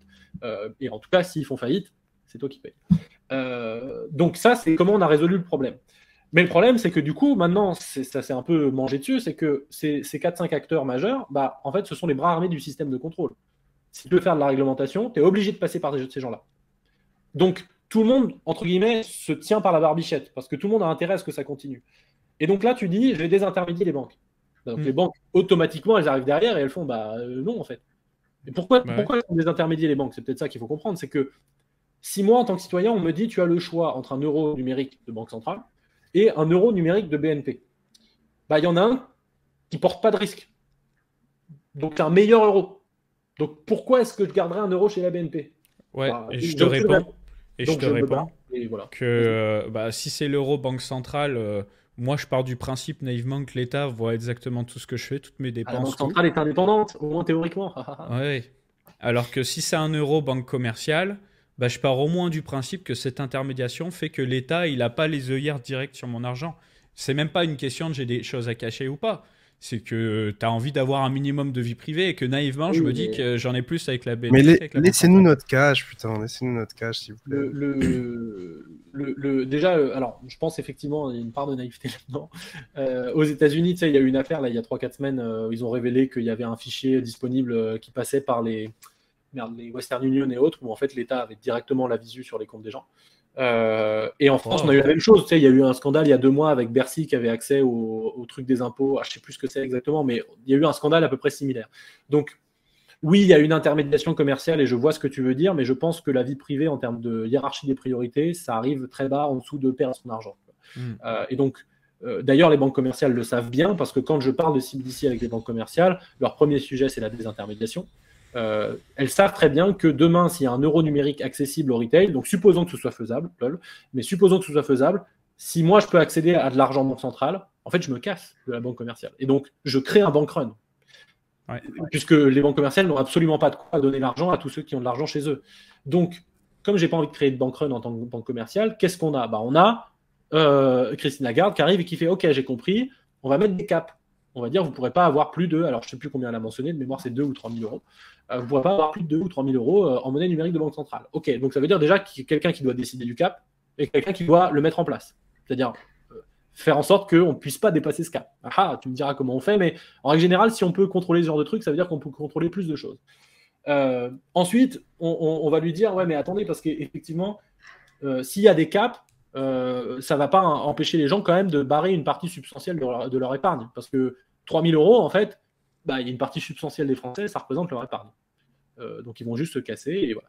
Ah bah ok, on va peut-être considérer une monnaie fondante alors.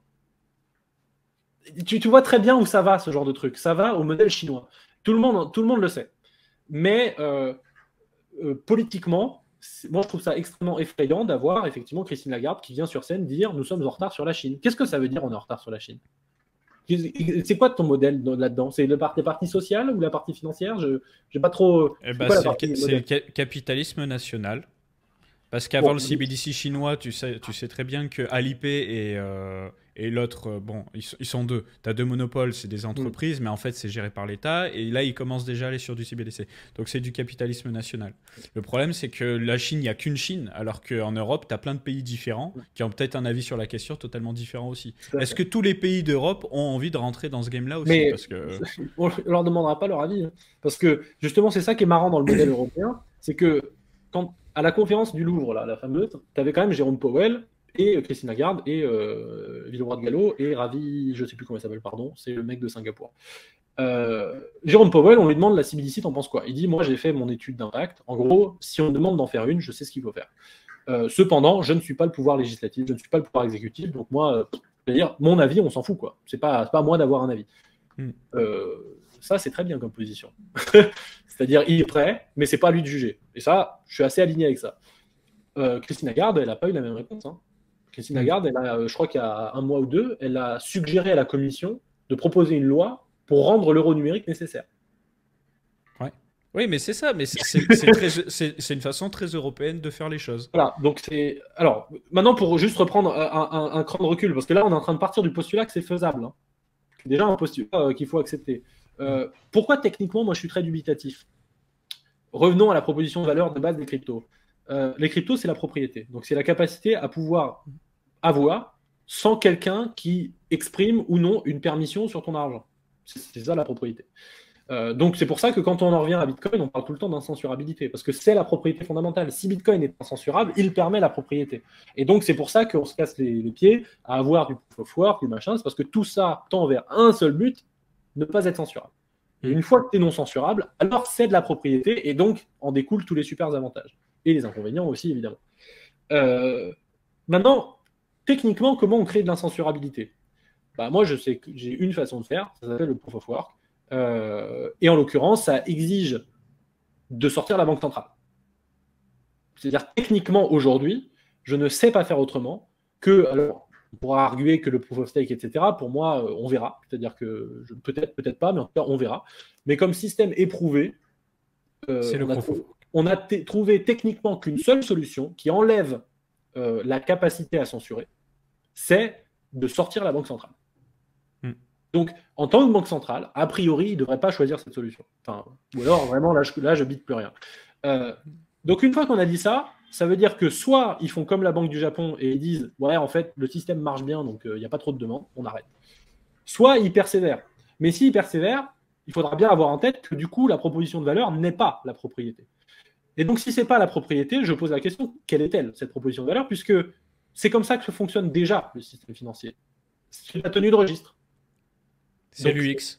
Ça va être une question du X. Donc, soit là, si c'est juste une question du X et d'optimisation, on va partir plutôt sur le modèle Banque de France, c'est-à-dire une optimisation de Swift. Ok, formidable. En fait, je m'en fous. C'est-à-dire, si ça marche mieux, tant mieux. Mais il n'y a pas de sujet de société derrière ça, c'est-à-dire que c'est déjà la façon dont ça fonctionne. Soit c'est pas ça, et dans ce cas-là, c'est plutôt le modèle BCE, et on va faire en sorte que le citoyen ait directement un compte à la Banque centrale.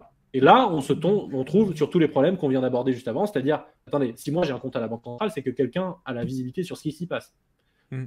Et cette personne, je ne l'ai pas élue, je ne l'ai pas choisie, je ne l'ai pas rien du tout, et je ne vais pas accorder de mandat pour surveiller ce que je fais. Et qu'est-ce que tu penses d'un modèle à la chinoise où en fait, tu as un outil qui est à la fois ton porte-monnaie, ta carte d'identité, ton passe vaccinal, je sais pas, tes diplômes où on a une signature numérique et c'est tout dans un packaging. Et quand tu dois te connecter à un site internet, quand tu dois aller, par exemple, tu sais, il y a les débats site pornographique, plus 18 ans, machin, tous ces trucs-là, tu as une API, un truc qui est centralisé à l'échelle européenne. Et c'est ça. Et tu dis aux gens, voilà, vous n'avez pas à recréer des comptes à chaque fois, vous n'avez pas à stocker des montagnes de paperasse, vous avez un truc qui est simple, il n'y a pas de problématique. Ça, c'est vendeur. C'est hyper. Alors, en fait, je peux pas avoir un avis tranché là-dessus parce que c'est le même débat qu'on avait tout à l'heure sur la décentralisation, la résilience et l'efficacité. En fait, d'un point de vue de la praticité et de l'efficacité, ce sera probablement 100 fois mieux. Mais le problème, c'est que certaines libertés fondamentales pour être conservées doivent exiger que ça se passe moins bien, qu'il y ait des frictions. Tu vois, la démocratie. Enfin, faisons plutôt l'analogie d'un point de vue du système politique. La démocratie, dans beaucoup de cas, c'est 40 fois moins efficace qu'une dictature. Parce qu'en dictature, il y a un bonhomme qui décide. Et il dit on va là, on va là. Cependant, moi, je suis prêt à ce que ce soit moins efficace et en contrepartie, être un peu plus libre et avoir un système résilient où je ne peux pas avoir le moindre dégénéré qui arrive au haut de l'État et c'est terminé pour les 60 prochaines années. Mais on fait ce trade-off, on fait cet arbitrage tous ensemble. Donc là, c'est pareil, c'est-à-dire que le problème étant que chacun doit faire l'arbitrage au niveau de sa vie personnelle et qu'au niveau de sa vie personnelle, on va tous tomber dans la facilité du si c'est que moi, c'est pas grave, je fais confiance aux autres pour faire le meilleur choix pour la société. Mais à la fin, on va tous collectivement pas faire ce choix. Et donc, on va tous se retrouver effectivement dans un système qui sera très très efficace, mais terriblement moins résilient, qui ne permettra pas l'innovation à la marge, qui ne permettra pas de dévier. Je parle souvent de ce concept de déviance, il est hyper important. Le problème, c'est que ça exige une réflexion philosophique qui fait mal. Une société sans déviance, ça n'existe pas, ou alors c'est Minority Report. Mais j'ai pas envie de vivre dans Minority Report. Mais le problème, c'est qu'une fois qu'on a dit ça, ça veut dire que je suis à deux doigts de justifier le crime. Mais en fait, c'est une impasse. Philosophiquement, c'est une impasse. Oui, il faut de la déviance dans la société, et je ne peux pas contrôler quelle déviance sera bonne, parce que sinon, ça veut dire qu'il n'y a pas de déviance, parce qu'il y a quelqu'un pour contrôler quelle est la déviance. Donc, dans le tas, il y aura du crime, il y aura des meurtres, il y aura des trucs pas cool du tout. Et il faut les sanctionner, mais il faut les sanctionner a posteriori. Et c'est hyper important. Mais évidemment, tu ne vas pas dire ça à la personne dont le fils vient de se faire assassiner. Parce qu'il va te dire, je t'emmerde, moi j'aurais préféré faire toutes mes libertés. Mais là, c'est des sujets niches. Mais en réalité, je ne sais pas si tu fais cet exercice pendant le repas de Noël. Moi, à table, je parle à tonton, tata, mamie, machin, la vie privée. Il n'y en a absolument aucun qui en a quelque chose à cirer à table. Il n'y a que moi que ça intéresse. Oui, je suis tout seul. Oui. Et je pense que si tu demandes à l'échelle nationale ou européenne, les gens, tant qu'ils peuvent mettre à manger dans la gamelle, partir en vacances, machin, la vie privée, ils en ont rien à secouer. J'avais fait, moi, en fait, moi, dans mon master, j'ai fait une spécialisation sur l'Internet des objets. Et le sujet de la donnée était hyper intéressant parce que, si tu veux, en plus, je vais aller un cran au-delà de ce que tu dis. Là, toi, tu as déjà l'échantillon qui est honnête, entre guillemets. Nous, quand on fait des demandes, on traitait sur des trucs d'Internet des objets, donc type Alexa, Google Home, machin, enfin bon, du truc bien, bien invasif. Tu demandes aux gens, genre, sans aucun contexte, tu leur dis, mais la vie privée, les données, c'est important pour vous? T'en avais plein qui répondaient, c'est crucial, extrêmement important. Moi, j'y attache une importance de haute qualité. Et ensuite, tu leur disais, vous avez 2 dispositifs, il y en a un qui respecte la vie privée et l'autre non, mais celui qui respecte la vie privée, il est 100 balles plus cher. Mais 100% s'en foutent complètement et ils vont tout de suite sur le truc le moins cher. Alors, ça peut m'espionner toute la journée, j'en ai rien à foutre. C'est vraiment genre le comportement d'achat derrière, il est en décalage total par rapport au sondage d'opinion. C'est super intéressant. Ouais, tout le monde n'a pas forcément les moyens Mais je jette pas la pierre, encore une fois. Hein. Non, mais bien sûr, non, mais bien sûr. C'est encore pire que ce que Capet peut nous dire. Quoi. Ouais, moi, personnellement, je me dis que tôt ou tard, on arrivera à ces systèmes-là, mais j'ai tellement pas envie d'y arriver. J'ai l'impression que la science-fiction va arriver plus vite que prévu et ça me dépasse. Moi, personnellement, j'aime bien avoir des billets dans mes poches, faire ce que je veux. Si je veux donner 20 balles au dealer ou à mon pote, le faire. Mais j'ai l'impression qu'on va être un petit peu puni et on va un petit peu nous enlever ça et ça m'attriste, mais bon. J'espère qu'il qu'on reste aura Bitcoin dans là un petit peu. Bah, et encore, enfin, peu de gens le savent. La loi européenne qui rentre en place, elle rend ça tellement infernal pour les tiers de balancer de l'argent sur des unhosted wallets que la conséquence pratique, c'est que si tu regardes toutes les dernières offres qui viennent de sortir, Lydia, Trade Republic, etc., tu regardes les CGU, dans les CGU, tu n'as pas le droit de retirer tes bitcoins. Donc, je ne veux pas vous faire peur, mais c'est déjà le cas. Vous vous rendez compte ? Non, mais tu te rends compte ? Ça j'étais pas au courant d'ailleurs. On n'était pas au courant. Et c'est parce que c'est pas interdit. C'est juste que c'est tellement le bordel à vérifier. En gros, on te demande de vérifier l'identité des gens dans un hosted wallet. C'est pas faisable.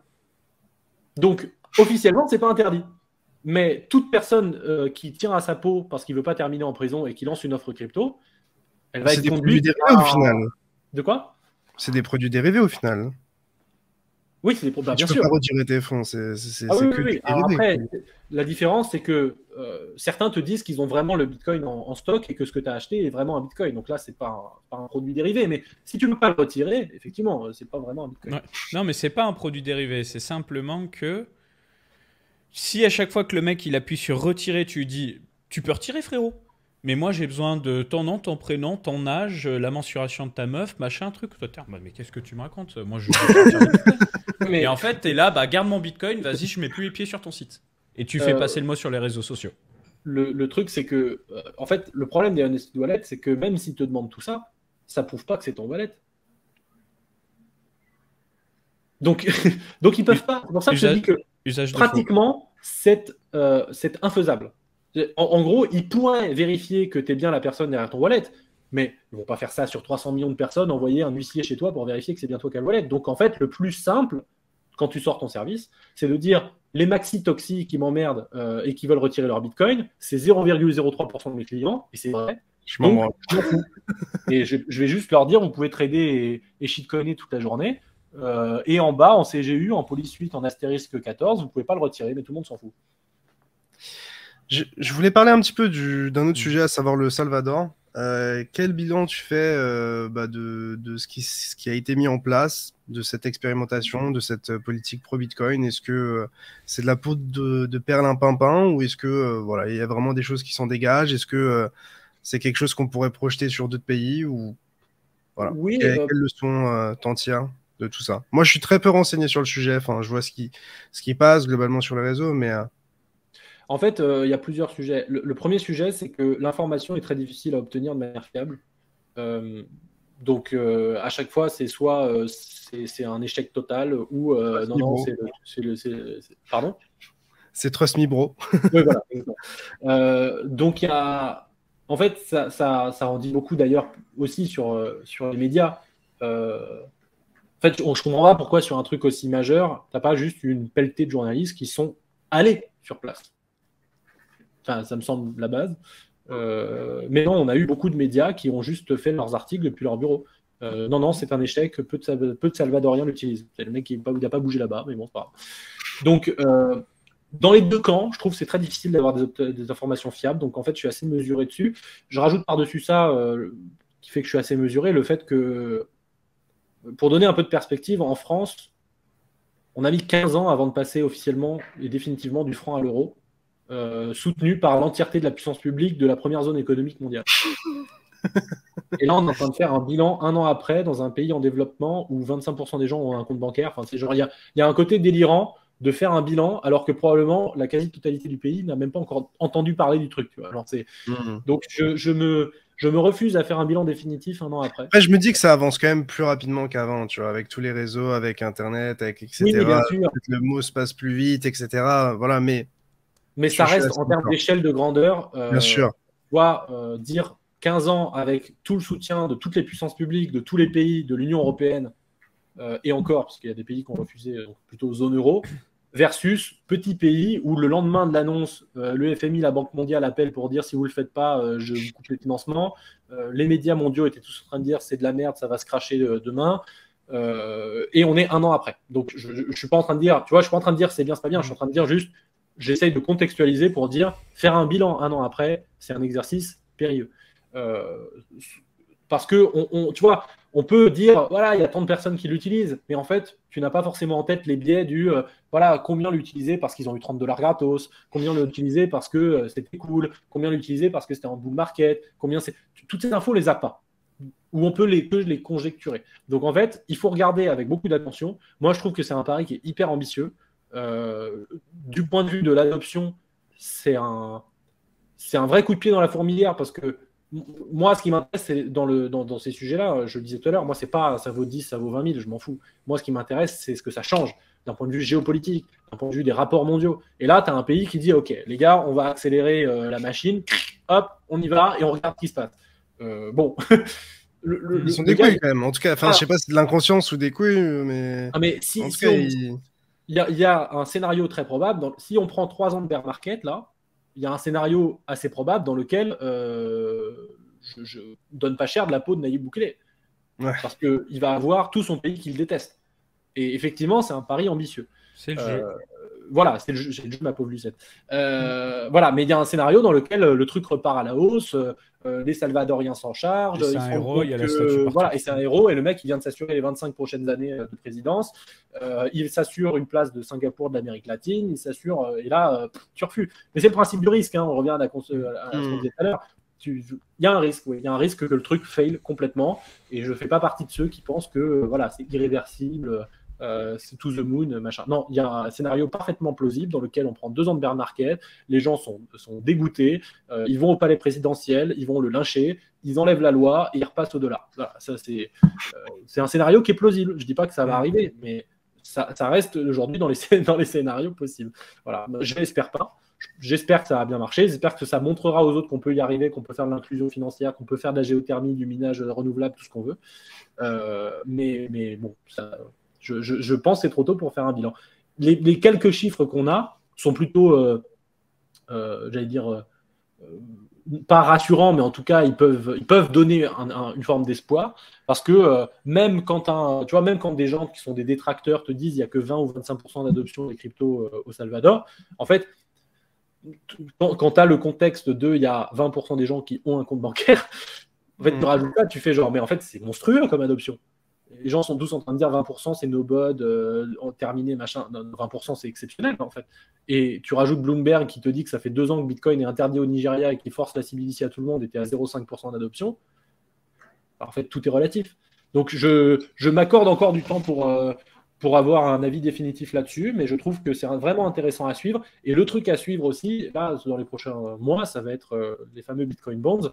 Parce que ça, pour le coup, moi, je suis peut-être moins confiant qu'un certain nombre de bitcoiners sur le fait que ça va arriver, let's go, machin, parce que c'est un peu comme The Merge, hein, c'est censé arriver depuis 6 ans.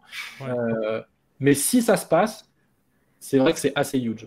Et là, pour le coup, Tu peux nous expliquer rapidement, pour les gens qui nous écoutent, qu'est-ce que c'est que Ouais, cette le histoire de Bitcoin Bonds? Bonds, en gros, c'est le plan de Nayib Bukele de financer sa Bitcoin City, une baisse de taxes, bref, tout ça, il a besoin d'argent. En règle générale, je vais faire très court parce que c'est assez complexe, mais en règle générale, quand tu es un pays en développement et que tu as besoin d'argent, aujourd'hui, tu fais ding-dong le FMI, j'ai besoin d'argent, le FMI te dit OK, mais je te le prête à un taux qui est celui-ci et qui en règle générale n'est pas très sympathique. Ce qui fait d'ailleurs, si vous suivez, alors sur ces sujets-là, je vous recommande de lire tous les trucs d'Alex Gladstein, qui est le stratégiste de la Human Rights Foundation, et qui a fait plein de papiers sur typiquement les liens entre les pays en développement, les liens avec le FMI, la Banque mondiale, ce que ça veut dire pour les banques européennes et occidentales, parce qu'évidemment, les prêts, ils sont bien financés quelque part, donc ils sont dans les actifs de quelqu'un, les actifs des banques occidentales. Et ça te montre que c'est un système qui est assez... déjà, qui peut-être contre-intuitivement est plutôt en faveur des pays développés qu'en faveur des pays en développement, parce qu'après, ça crée des boucles de dette où tu n'en sors jamais. Et ensuite, qui sont en règle générale très néfastes pour ces pays en développement. Il prend un exemple qui est assez marquant, qui est celui du Bangladesh, où il te montre que, en gros, le Bangladesh, sur la deuxième moitié du XXe siècle, bon, le Bangladesh qui est déjà un pays pauvre, de base quand même, qui n'est pas très très riche, mais bon, qui est quand même dans un delta d'un des fleuves les plus fertiles du monde. Bon, tu peux faire des trucs, quoi. Ils ont pris des prêts au FMI, Banque mondiale, et en fait, depuis qu'ils en ont pris, ils n'en sont jamais sortis, parce que tu rôles, et ils n'ont jamais été en capacité de le rembourser. Parce que ce qui est marrant avec ces prêts, c'est qu'évidemment, ils sont accordés en dollars. Donc toi, tu es le Bangladesh, tu reçois des dollars, avec comme condition du FMI de tourner ton économie vers l'export, c'est-à-dire que tu vas détruire toutes tes fermes de subsistance pour créer quoi? Alors en l'occurrence, au Bangladesh, ça a été pour faire de la crevette. C'est-à-dire que vraiment, c'est devenu la deuxième exportation du Bangladesh, c'est des crevettes. Ils font que ça, toute la journée, de la crevette. Pourquoi? Parce que les Occidentaux kiffent les crevettes. Donc voilà, ton pad thai crevette, ton machin crevette, tu bouffes de la crevette tout le temps, il y en a une partie substantielle qui est faite au Bangladesh. Comment tu fais de la crevette? En fait, tu inondes des terres fertiles avec de l'eau de mer, avec du sel. Let's go. Donc il y a toute une partie du Bangladesh qui est devenue, inondable, parce qu'ils ont détruit toutes les mangroves qui protégeaient des inondations et des raz-de-marée, qui est devenue absolument plus fertile, puisque tu as foutu de l'eau salée sur des terres fertiles, et qui maintenant, en fait, sont allés à des barons locaux qui contrôlent le business de la crevette et s'en foutent plein les poches à chaque fois que tu achètes une crevette de chez eux. Donc, je pensais jamais qu'on parlait de la crevette. On ne sait pas tout ce qui se cache derrière ce genre de business, mais le paysan local, lui, il n'a pas amélioré sa condition et il continue d'être globalement dans la merde. Par contre, il y a des gens qui s'en mettent plein les poches. Et accessoirement, quand tu veux rembourser le prêt du FMI, tu ne peux pas le faire dans la monnaie du Bangladesh. Hein. Donc, tu dois avoir des dollars. Comment tu as des dollars? Il faut que tu tournes ton économie à l'export. Et donc, tu es rentré dans ton truc où c'est terminé. Tu as commencé la crevette, tu ne peux plus en sortir. Donc, l'Argentine, le Chili, le Pérou, tout le monde est dans ce délire de... Pareil, le deuxième exemple qu'il utilise qui est assez intéressant, qui est celui de la mine d'or de... J'en ai oublié le nom, un truc genre Grasberg ou je ne sais plus quoi, qui est en Nouvelle-Guinée occidentale. Où c'est pareil, tu as l'impression que le FMI a filé plein d'argent, mais en fait, il a été filé non pas pour les populations locales, mais pour développer une ligne de chemin de fer qui va du port à la mine d'or et qui ne fait que de l'exportation toute la journée. Et qui, la mine d'or, je le rappelle, parce qu'on a souvent le débat sur le Bitcoin, c'est pas écolo, l'or, c'est des centaines de tonnes de cyanure balancées dans l'environnement. Donc là, tu es dans la jungle vierge, tu balances du cyanure, c'est-à-dire que tu as 200 km² qui sont inutilisables pour les 50 prochaines années. Les populations locales, évidemment, du coup, maintenant boivent de l'eau au cyanure, sinon c'est pas drôle. Mais tout ça est fait dans le plus grand respect des droits humains, je vous rassure. Et après, cet or, devinez quoi? Il va dormir dans des coffres. Donc, c'est pour dormir dans des coffres, surtout. Oui. C'est ça, c'est pas pour faire des composants et des bijoux. Une petite partie. Une petite partie. Voilà. Tu pourrais nous donner un pourcentage à la louche Non, je ne sais pas. Je voudrais pas dire de conneries, mais c'est pas... moins de 20%. Je ne vais pas dire de conneries. Donc, okay. Voilà. Mais c'est pas tout. Donc bref, tout ça pour dire que la partie financement du Salvador, puisqu'on revient au Bitcoin Bonds, donc tu n'as pas vraiment d'alternative quand tu es un pays en développement, soit de passer par le FMI, etc., soit en fait, tu n'as pas grand monde qui veut te financer.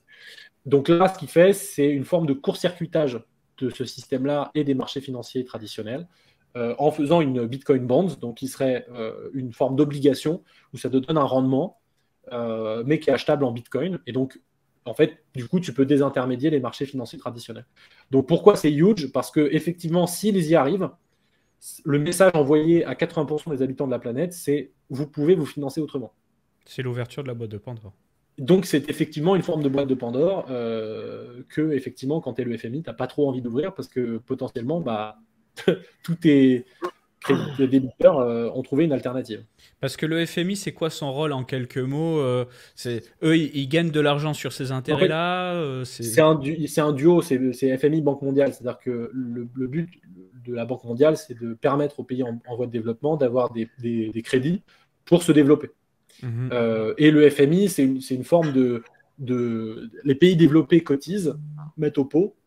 Ouais. Et ensuite, le FMI, il aide les pays à se restructurer. Il l'a fait avec la Grèce, par exemple, en disant bah, moi, je te file de l'argent que les marchés ne veulent plus te filer, parce qu'en gros, si tu le filais, c'est à genre 200%. Moi, je veux bien te le filer, mais en contrepartie, j'exige des réformes structurelles. En règle générale, ça veut dire liquider ton pays, vendre ses assets, augmenter la retraite, baisser les salaires, etc. Tu prends ton rein, quoi. Mais du coup, la Grèce, c'est ce qu'elle a fait. Hein, elle a vendu son rein, clairement. Hein. Mais... les grands ports du pays, les grandes infrastructures, elles sont parties à d'autres nations. Donc, mais du coup, c'est à sens unique. C'est-à-dire que les pays développés envoient dans ce pot, mais il n'y a pas un retour du pot vers les pays développés. Bah, ça dépend, tu vois, quand tu es la Grèce, tu peux avoir cotisé un certain temps, et puis après, en fait, ton pays est dans la merde, et donc tu reçois du pot. Ok. Mais bon, en fait, dans l'idéal, tu n'as pas envie d'être en situation de recevoir du pot. Parce que ça veut dire un certain nombre de choses sur ton économie qui sont rarement positives. Ouais, mais du coup, la question, elle est bête. Excuse-moi. C'est les pays développés le font parce qu'ils sont obligés ou parce qu'ils sont gentils? Pourquoi ils mettent dans ils le le pot? font parce que c'est un peu la même chose que Banque mondiale, c'est un peu la même chose que l'aide au développement. En fait, à long terme, tu as intérêt à ce qu'il n'y ait pas de problème dans les pays d'à côté. Parce que s'il y a une guerre civile à côté, c'est toi qui prends les réfugiés. Ouais, c'est vrai. Donc, dans le long terme, tu as intérêt à ce que tout le monde se développe un peu. Parce que s'il ne se développe pas assez, bah, c'est toi qui un peu, mais pas trop. Un peu, mais pas trop, parce que tu restes quand même dans un jeu géopolitique où tu vas pas non plus tout filer à ton voisin, parce que demain, tu n'as pas l'assurance que ce voisin, une fois qu'il a tout pris, bah, il te regarde et il fait bah maintenant, moi, je suis moins gentil. Même qu'il te rembourse. Hein. Peut-être il peut dire c'est bon, on Par part en exemple. guerre et je te rembourse pas, et il se passe quoi maintenant? Bah, c'est un peu. Alors, c'est pas passé par de l'aide au développement, mais c'est un peu la situation de la Chine aussi. Enfin, c'est aussi de l'aide au développement. Je rappelle que la France continue de financer la Chine tous les ans par de l'aide au développement, mais c'est surtout via l'industrialisation. C'est-à-dire que la Chine aujourd'hui est le premier détenteur de dollars.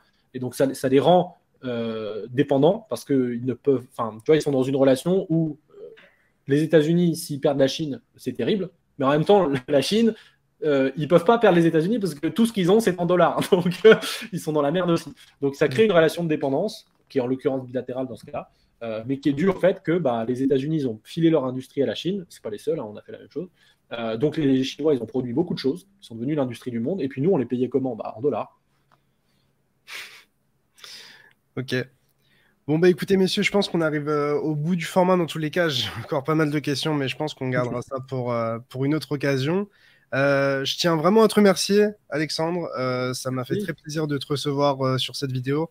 En plus de ça, avec mon cher confrère Capet. Donc merci pour ça. J'aurais appris plein de choses, ce qui n'est pas toujours le cas.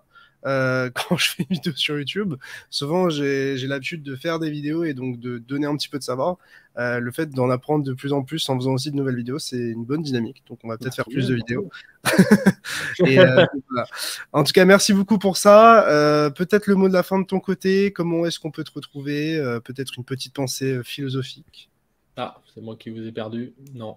Non, on t'entend, Alex. On t'entend. Ouais, on t'entend. Bonjour. Tu as entendu à la fin? Oui, formidable. J'ai entendu un mot de la fin et après tout s'est fait. Ah. Donc c'était particulièrement. Je disais peut-être un mot de la fin ou une pensée philosophique de ta part pour clôturer cet épisode. Je peux dire Tong pour les fans de Camoulox, ils comprendront. Et sinon, puisque les Camoulox se terminent toujours par un mot de la fin et du coup ils disent un mot. Voilà, Tong. Ok. Superbe. Alors, un premier mot commercial, acheter mon livre, évidemment.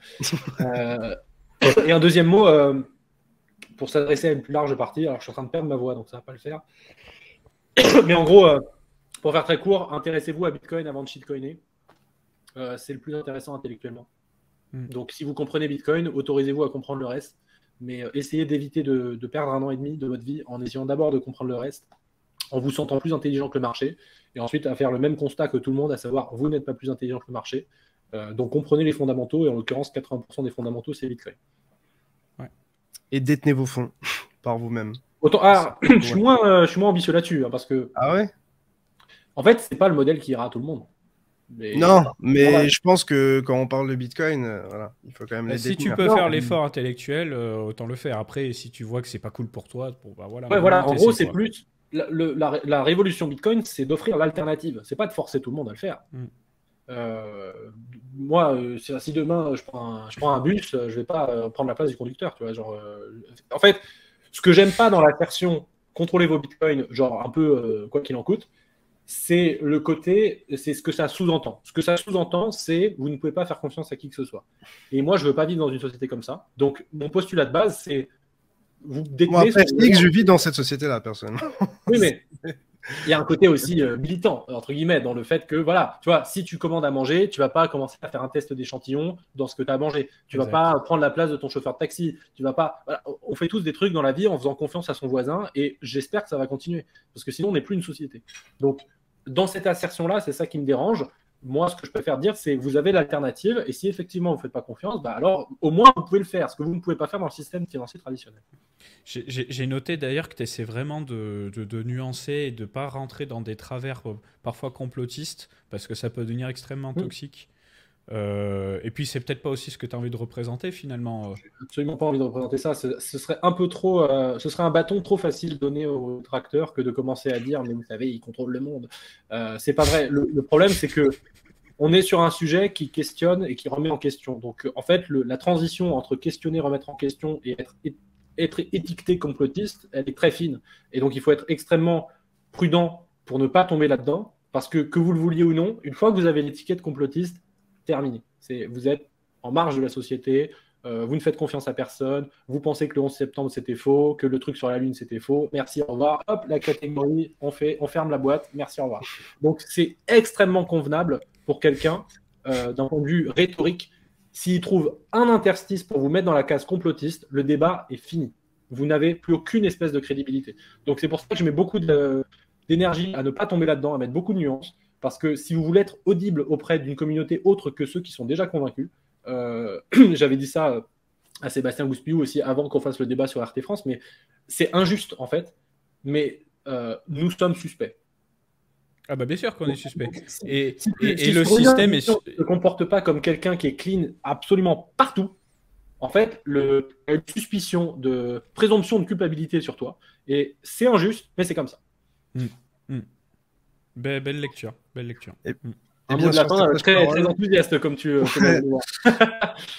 Mais il y a de la lumière et je pense que Bitcoin en fait partie. Donc voilà, content d'avoir pu te recevoir. N'hésitez pas à checker le livre. N'hésitez pas à checker tous les liens aussi en description pour suivre Alexandre. C'est plutôt cool. Que ce soit sur Twitter ou même d'autres réseaux. Je partagerai tout ça. Et on se retrouve tout simplement pour de nouvelles vidéos très bientôt. Merci à tous. Merci, salut.